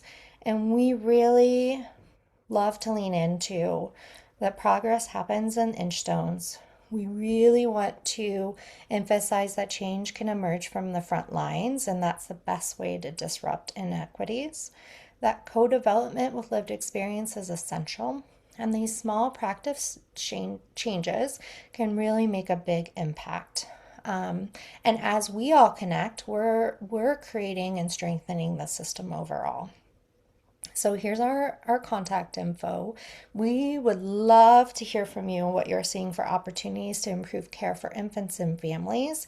If we have not yet personally had a one-on-one meeting or a coffee walking meeting, however you like to connect, we would love to have you reach out or send us a message. Again, we really find that connection is the way we're going to strengthen and really disrupt and really make the system better for everyone. So I think that is our closing, and we will move to question and answers. Sarah, is there anything else before I? Okay. No, I started to answer some questions in the chat, but I will. Fantastic. I left one. Kristen asked if we're contracted ESIT providers, and I thought that was an easier question to verbally respond to. So Northwest Center is an ESIT agency, and I started as an ESIT provider. I'm a family resource coordinator, but I'm not working as a direct service provider anymore. So our work is really focused on working with providers who are working with families. So like Tiffany said, we're not working directly with families. We're really building the capacity of providers to support, and agencies and communities to support families moving out of the NICU. So Northwest Center is a contracted ESIT provider. They work with families in the Seattle area, but we really work with providers throughout the state. We worked with close to 85% of the counties in Washington state. And we work with states outside of Washington as well. And then, our focus is more on systems level and community level, and how do we make change at that level? Well, we love working directly with families. We became really interested in seeing if we could make a bigger impact working at that higher systems level.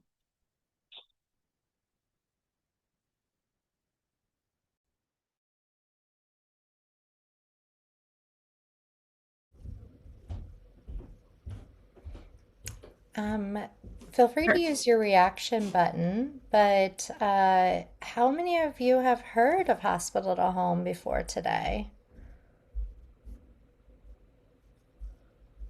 Few people. Oh my gosh, that's exciting. And how many, so I'll wait till it does its Zoom thing. How many of you this is new to you, hearing, or maybe you got a better understanding of what this is and what the need is? Feel free to use your reaction button. Awesome. So cool. I love that we were able to make this connection. It looks like Becky put in here, Benton Franklin Health District. Yes, we got to work and continue to connect with that amazing system and folks that work in that area to build their capacity of serving infants and NICU families. Okay, perfect. All right, any other questions or things coming up for folks? We really are thrilled to be here with you all today.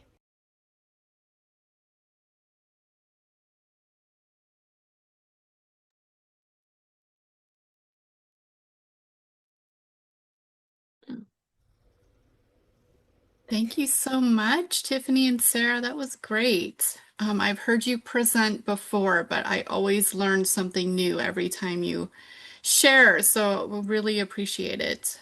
And I think Monica put contact information in the chat. All right. I think we are a couple minutes early, but if anyone has any last minute questions, I think we're going to go ahead and mosey over to Tara. So I'm going to go ahead and get the screen share. Thank you so much, you guys. Yeah, thank you. Thanks. All right. Let me do my magic. I think I've finally got this down. Anyone that knows me knows I always make mistakes. Okay. I think it looks good on my end. Tara, can you see it okay? I can. It looks great.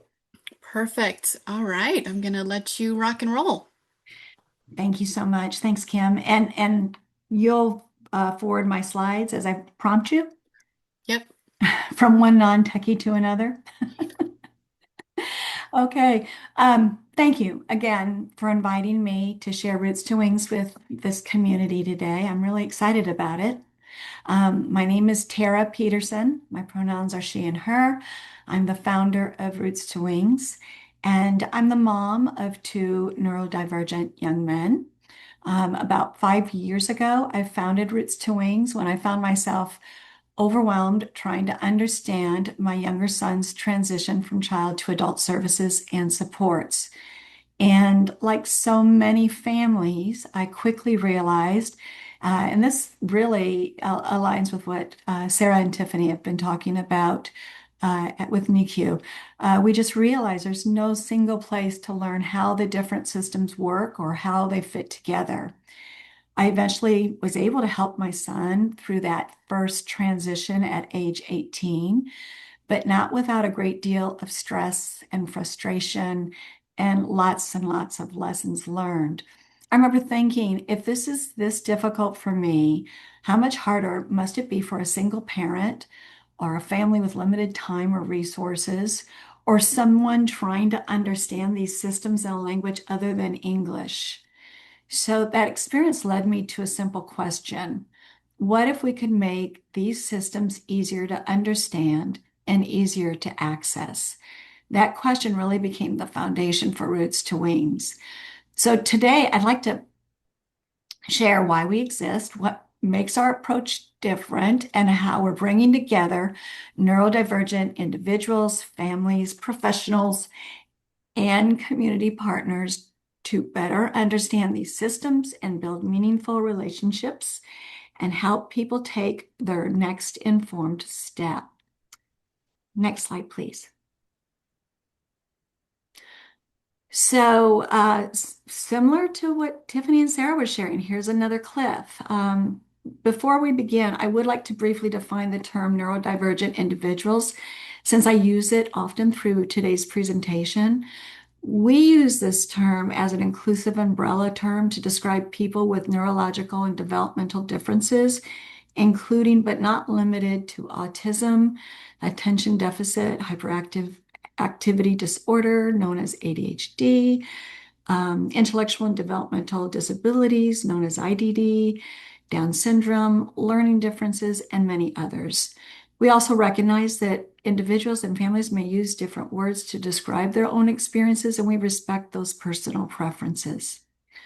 So with that in mind, I'd like to begin to talk about what many neurodivergent individuals and their families experience. Throughout childhood, families spend a lot of time learning how to access the supports and services their children need. And although it can be challenging, much of that coordination does happen through education and healthcare systems while they're a child. Families have professionals who help them understand services, coordinate things, make plans, and again, coordinate the care, the baseline care. As young people transition into adulthood, however, that changes pretty dramatically. Overnight, the responsibility for understanding services, making decisions, and coordinating support shifts to the individual and their family. For many families, this is their first experience working with adult service systems and supports. At the same time, they're expected to coordinate those systems. The professionals who guide them during childhood are no longer responsible for that role. Many families describe this as the transition cliff. The support doesn't disappear, and the professionals involved don't start caring. But what does change is that there's no longer a system in place responsible for helping families understand how the different services and supports work together. And those families now must work with multiple independent systems, often starting that journey with little guidance, training, or support. That can often feel like being a foreigner in a foreign country and not even understanding baseline language. That can become, that experience is very real, as I have experienced as a lived experience as a mom, but also as I've heard it from my community members. It's very common, and without a clear place to begin, many families just don't know what to do next. That's why we exist. Roots to Wings exists. Thanks. Next slide. After families leave coordinated support systems they have known for years, they often find themselves asking questions like this. These questions are not the result of laziness or a lack of effort or a lack of love for their family members. They arise because people suddenly expect to understand and coordinate multiple systems that are complex, independent, and constantly changing. And most families aren't introduced to these systems until they need them. As a result, many are expected to make important decisions without understanding what services are available, how they work, or where they begin. These are just some of the questions many families ask during the transition to adulthood. Actually, I think they ask it a lot even before the transition to adulthood. And finding the answers are often difficult. If these are familiar, and I apologize if it brings up any difficult memories, I just want to share that you're not alone, you're not behind, you're not failing, you're not incompetent. You're trying to understand multiple systems that no one person or organization understands. It's not a personal failure, it's a systems challenge. And what if there's a better way to learn, build relationships, and make informed decisions? That's what we at Roots to Wings are constantly challenging ourselves to help find ways to break complex information into practical, manageable pieces of information so people can build understanding one step at a time, can ask better questions, can make informed decisions, and ultimately can feel more confident about what to do next. Next slide, please. Again, we often hear people say they just don't know where to begin. They get frozen. It's so understandable. When you're trying to understand services, timelines, important decisions all at once, it's easy to feel overwhelmed and maybe just step away and not come back. Just get completely frozen. That's why we encourage people to focus on the next informed step where we can help them. And that can be something as simple as one phone call, one application, one meeting, one conversation, a decision. Our mantra is simple, but we say it often: get stuff done. It isn't about doing everything. It isn't about it's not about trying to accomplish or understand everything at one time. It is about doing the next most important thing for you. We've learned that when families feel stuck, they often don't need more information. They just need a place to begin. And completing even one meaningful task can build confidence and can make that step feel more manageable. That's the idea behind our framework. By breaking down that complex information and tasks into manageable pieces, we help people make steady progress instead of feeling overwhelmed. Over time, those small accomplishments build confidence, reduces uncertainty, and makes it easier to keep moving forward. Makes everybody feel more like an advocate in control. That's what Get Stuff Done means to us. Next slide, please. Even part of the Roots to Wings learning journey is intentional. Our goal was never to create resource fairs, another webinar, or another organization offering information that's already available. Instead, we wanted to bring a complementary learning community together that helps people more easily discover, understand, and apply the incredible resources, systems, and expertise that's really already out there throughout our community. We know transition does not happen in a day. The information families and individuals need takes time to understand, time to process, and to build upon. Our goal is really to meet people where they are, be here when they need us, and help them get one more thing checked off their list. Our monthly online learning sessions provide opportunities to better understand both resources and systems each month, and we invite subject matter experts to participate in a panel discussion focused on one key area of transition planning. Our goal is to move away from system speak and share practical information in plain language that helps participants answer 4 simple questions. Why does this matter? Is it relevant to me and what I'm looking for? Who's eligible? What do I need to do to meet that eligibility criteria? And what's my first step if I'm interested? In addition to our monthly online learning sessions, we host spotlight lunch hours where participants can spend an hour exploring one organization, one resource, one topic in greater depth, and they can ask questions. They can hear real-world experiences, and they can decide whether it's relevant or not for them to further invest at this time. By participating in our online learning sessions and spotlight lunch hours, attendees arrive at our quarterly workshops better prepared, less overwhelmed, and more intentional.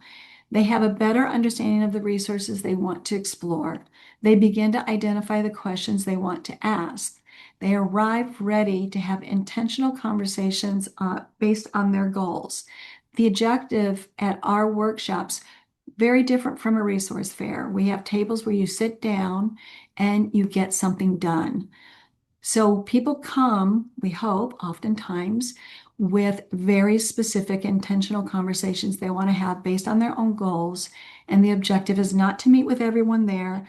It's to get one thing done with one organization. And for that, it could be as simple, again, as completing an application.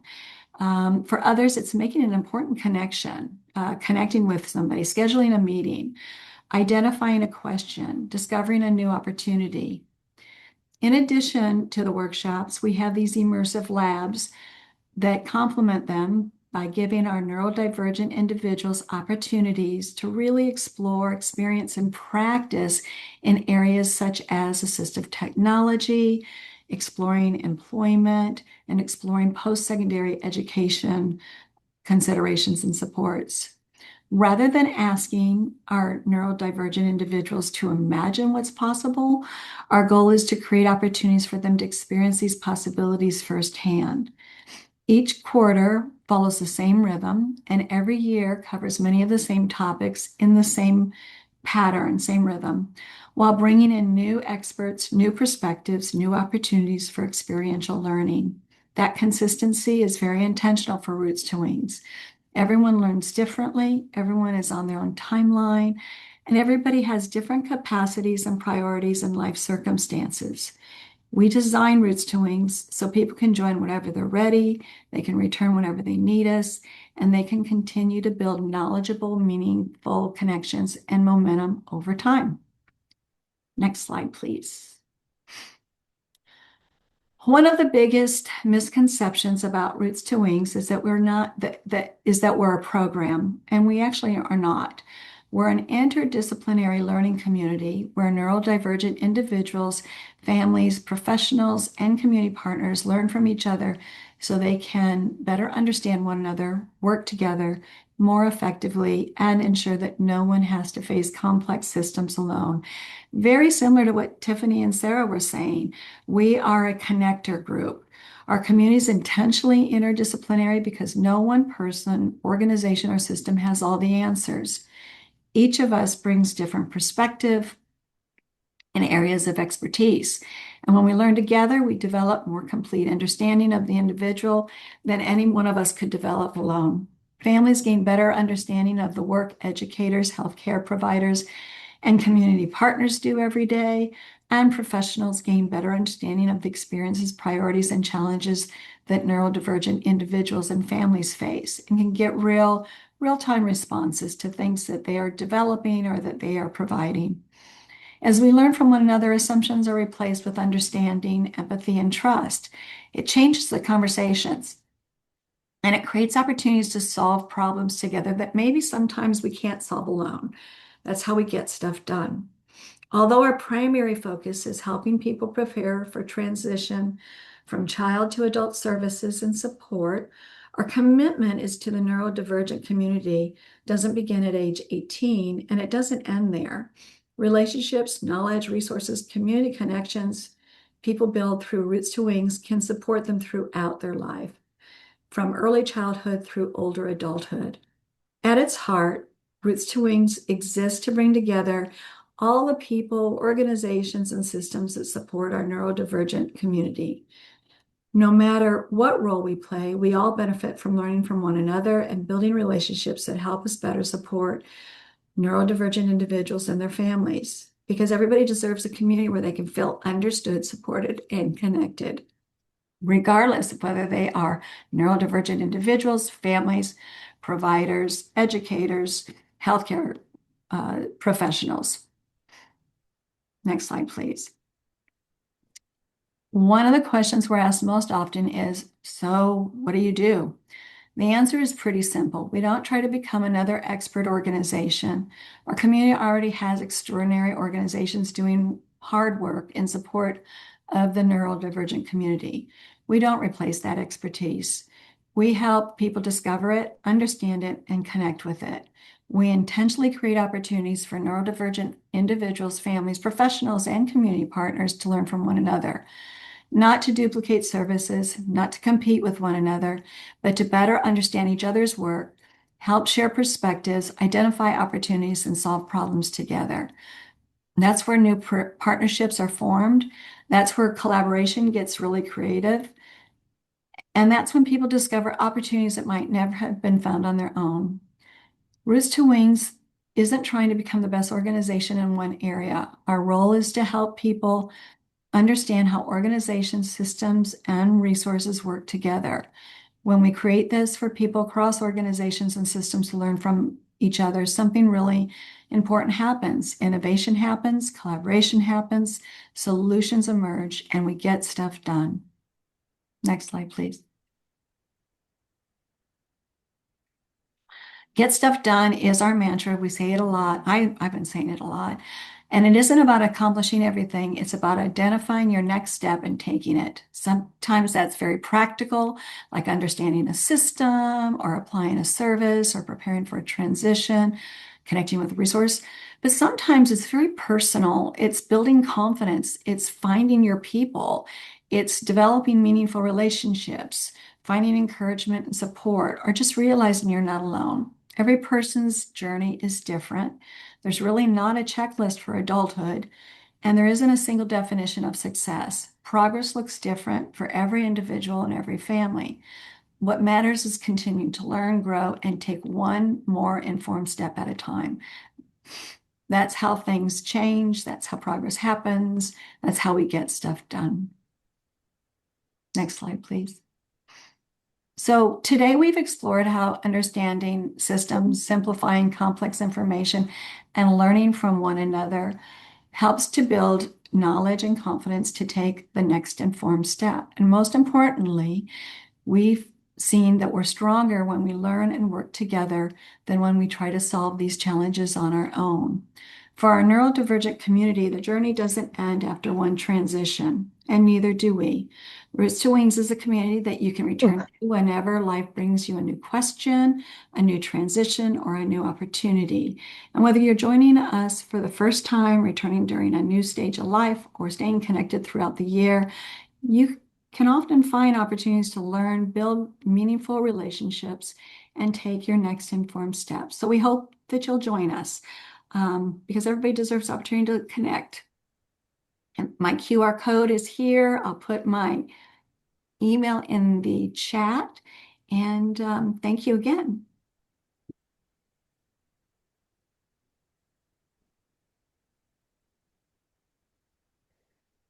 Oh my goodness, Tara, that was so good. I loved it. I mean, we had a very lengthy conversation when we first were introduced to each other, and I feel like that was just really helpful and amazing. So let's see, before we kind of go into other chats, why don't we see if there's any questions? I also want to share that I know, Tara, you're trying to kind of connect more broadly to other areas in Washington State. So I just want to throw it out there that I know expanding this and connecting more on like the east side or Spokane areas. I know Tara really wants to try to grow this and really broaden the experiences for everyone in Washington State. So please reach out to her. Um, let me see. Let's see what we have in the chat. Go all the way I up can talk a here. little bit. I see in the chat a couple of things on funding. We are actually completely volunteer built.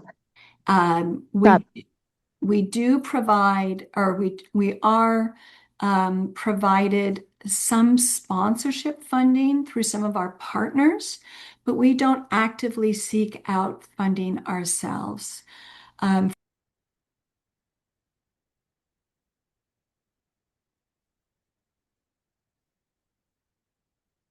Oh, I'm sorry. I just realized that I was muted. So sorry about that. Let me start again. As far as funding goes, we are actually self-funded. We don't actively go after funding, but we are provided funding through our partners that sponsor us. And that seems to work well for us. We really are trying to stay as focused on our community. And since we're small and I am not operationally excellent, we try not to have a lot of administrative burden. So that's so far so good.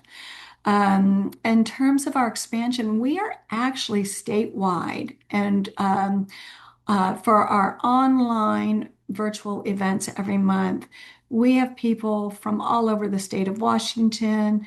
We are exploring partnerships with different counties outside of King County to create almost kind of like pod-like situations where our in-person events will also get supported in other counties on the same date, where we can train them to represent there as well. That's really in our view for 2026, 2027, and we're super excited about that. And we do have people that access us from other states, other places, because we're open to anyone who wants to join us. But we do keep our programs Washington State specific, the things that we want to introduce, the things that we support, the things that we invest our time exploring are in service to the state of Washington.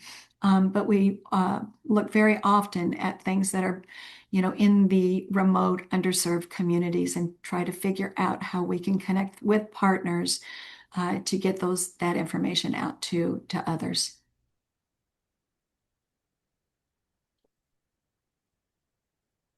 And I don't know if you see in the chat, but Kristen Lester, who's located in Spokane and is a huge advocate, and we love her, she has shared her contact information, and she's a great resource to connect with. I love that. Thank you so much. I'll be in touch.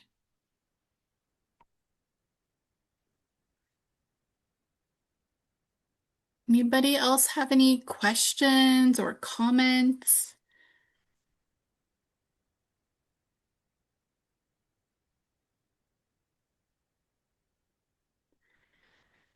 All right.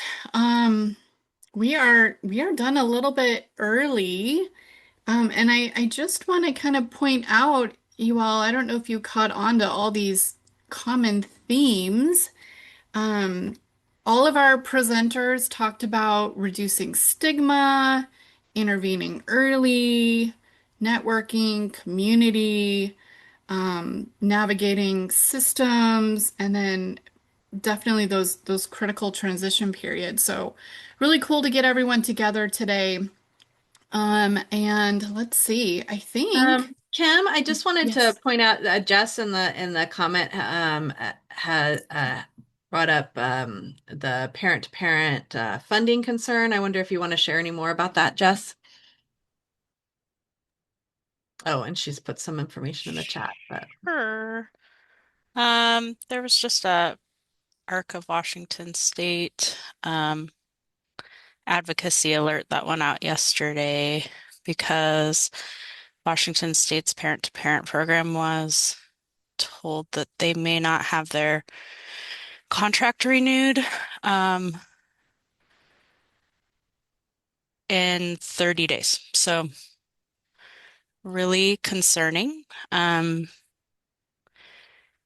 It's not a legislative decision. It's a trying to find budget things to cut. So there's no real, if it was during legislative session, families and community members could discuss with their legislators why this is really concerning, and there's just not a great way to do that right now. I put in the chat the ARC's advocacy alert thing, and it does have some ideas on letters to write to let them know. But it would be a huge, huge detriment to our state for sure. I know our Skagit County parent to parent is such a lifeline for people. So I just wanted to make sure that people were aware because it came out kind of end of day yesterday. So thank you so much for sharing about that, Jess. We know that parent to parent is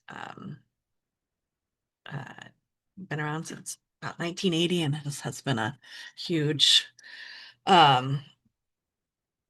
huge resource for families in our community, and it's something that consistently families report as being something that is valuable to them, and so I appreciate you bringing that up.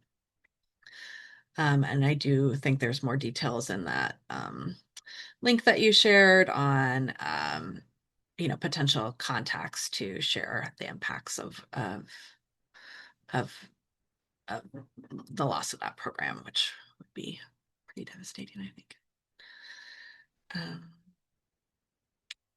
Let's see, I also have put the evaluation in the chat. So if you would please try and click that link, I'll put it here one more time. We do use this after every meeting. We're reviewing this and helping it to guide our future meetings and make sure that they're meeting your needs. So I really appreciate folks filling that survey out.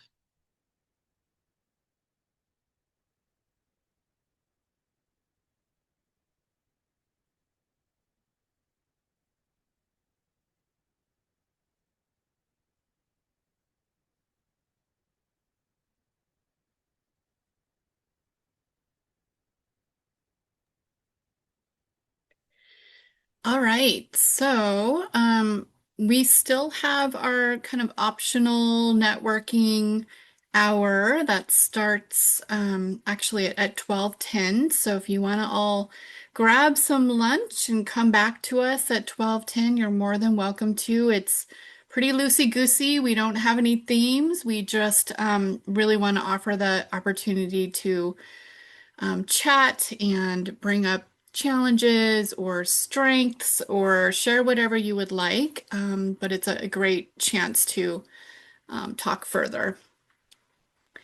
All right. Thank you, everybody, for being here. I hope the rest of your day is wonderful. We'll see you back at 12:10 if you'd like.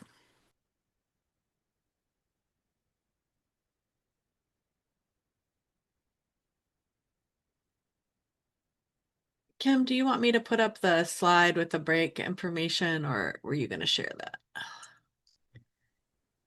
I think I can do that. Thank you.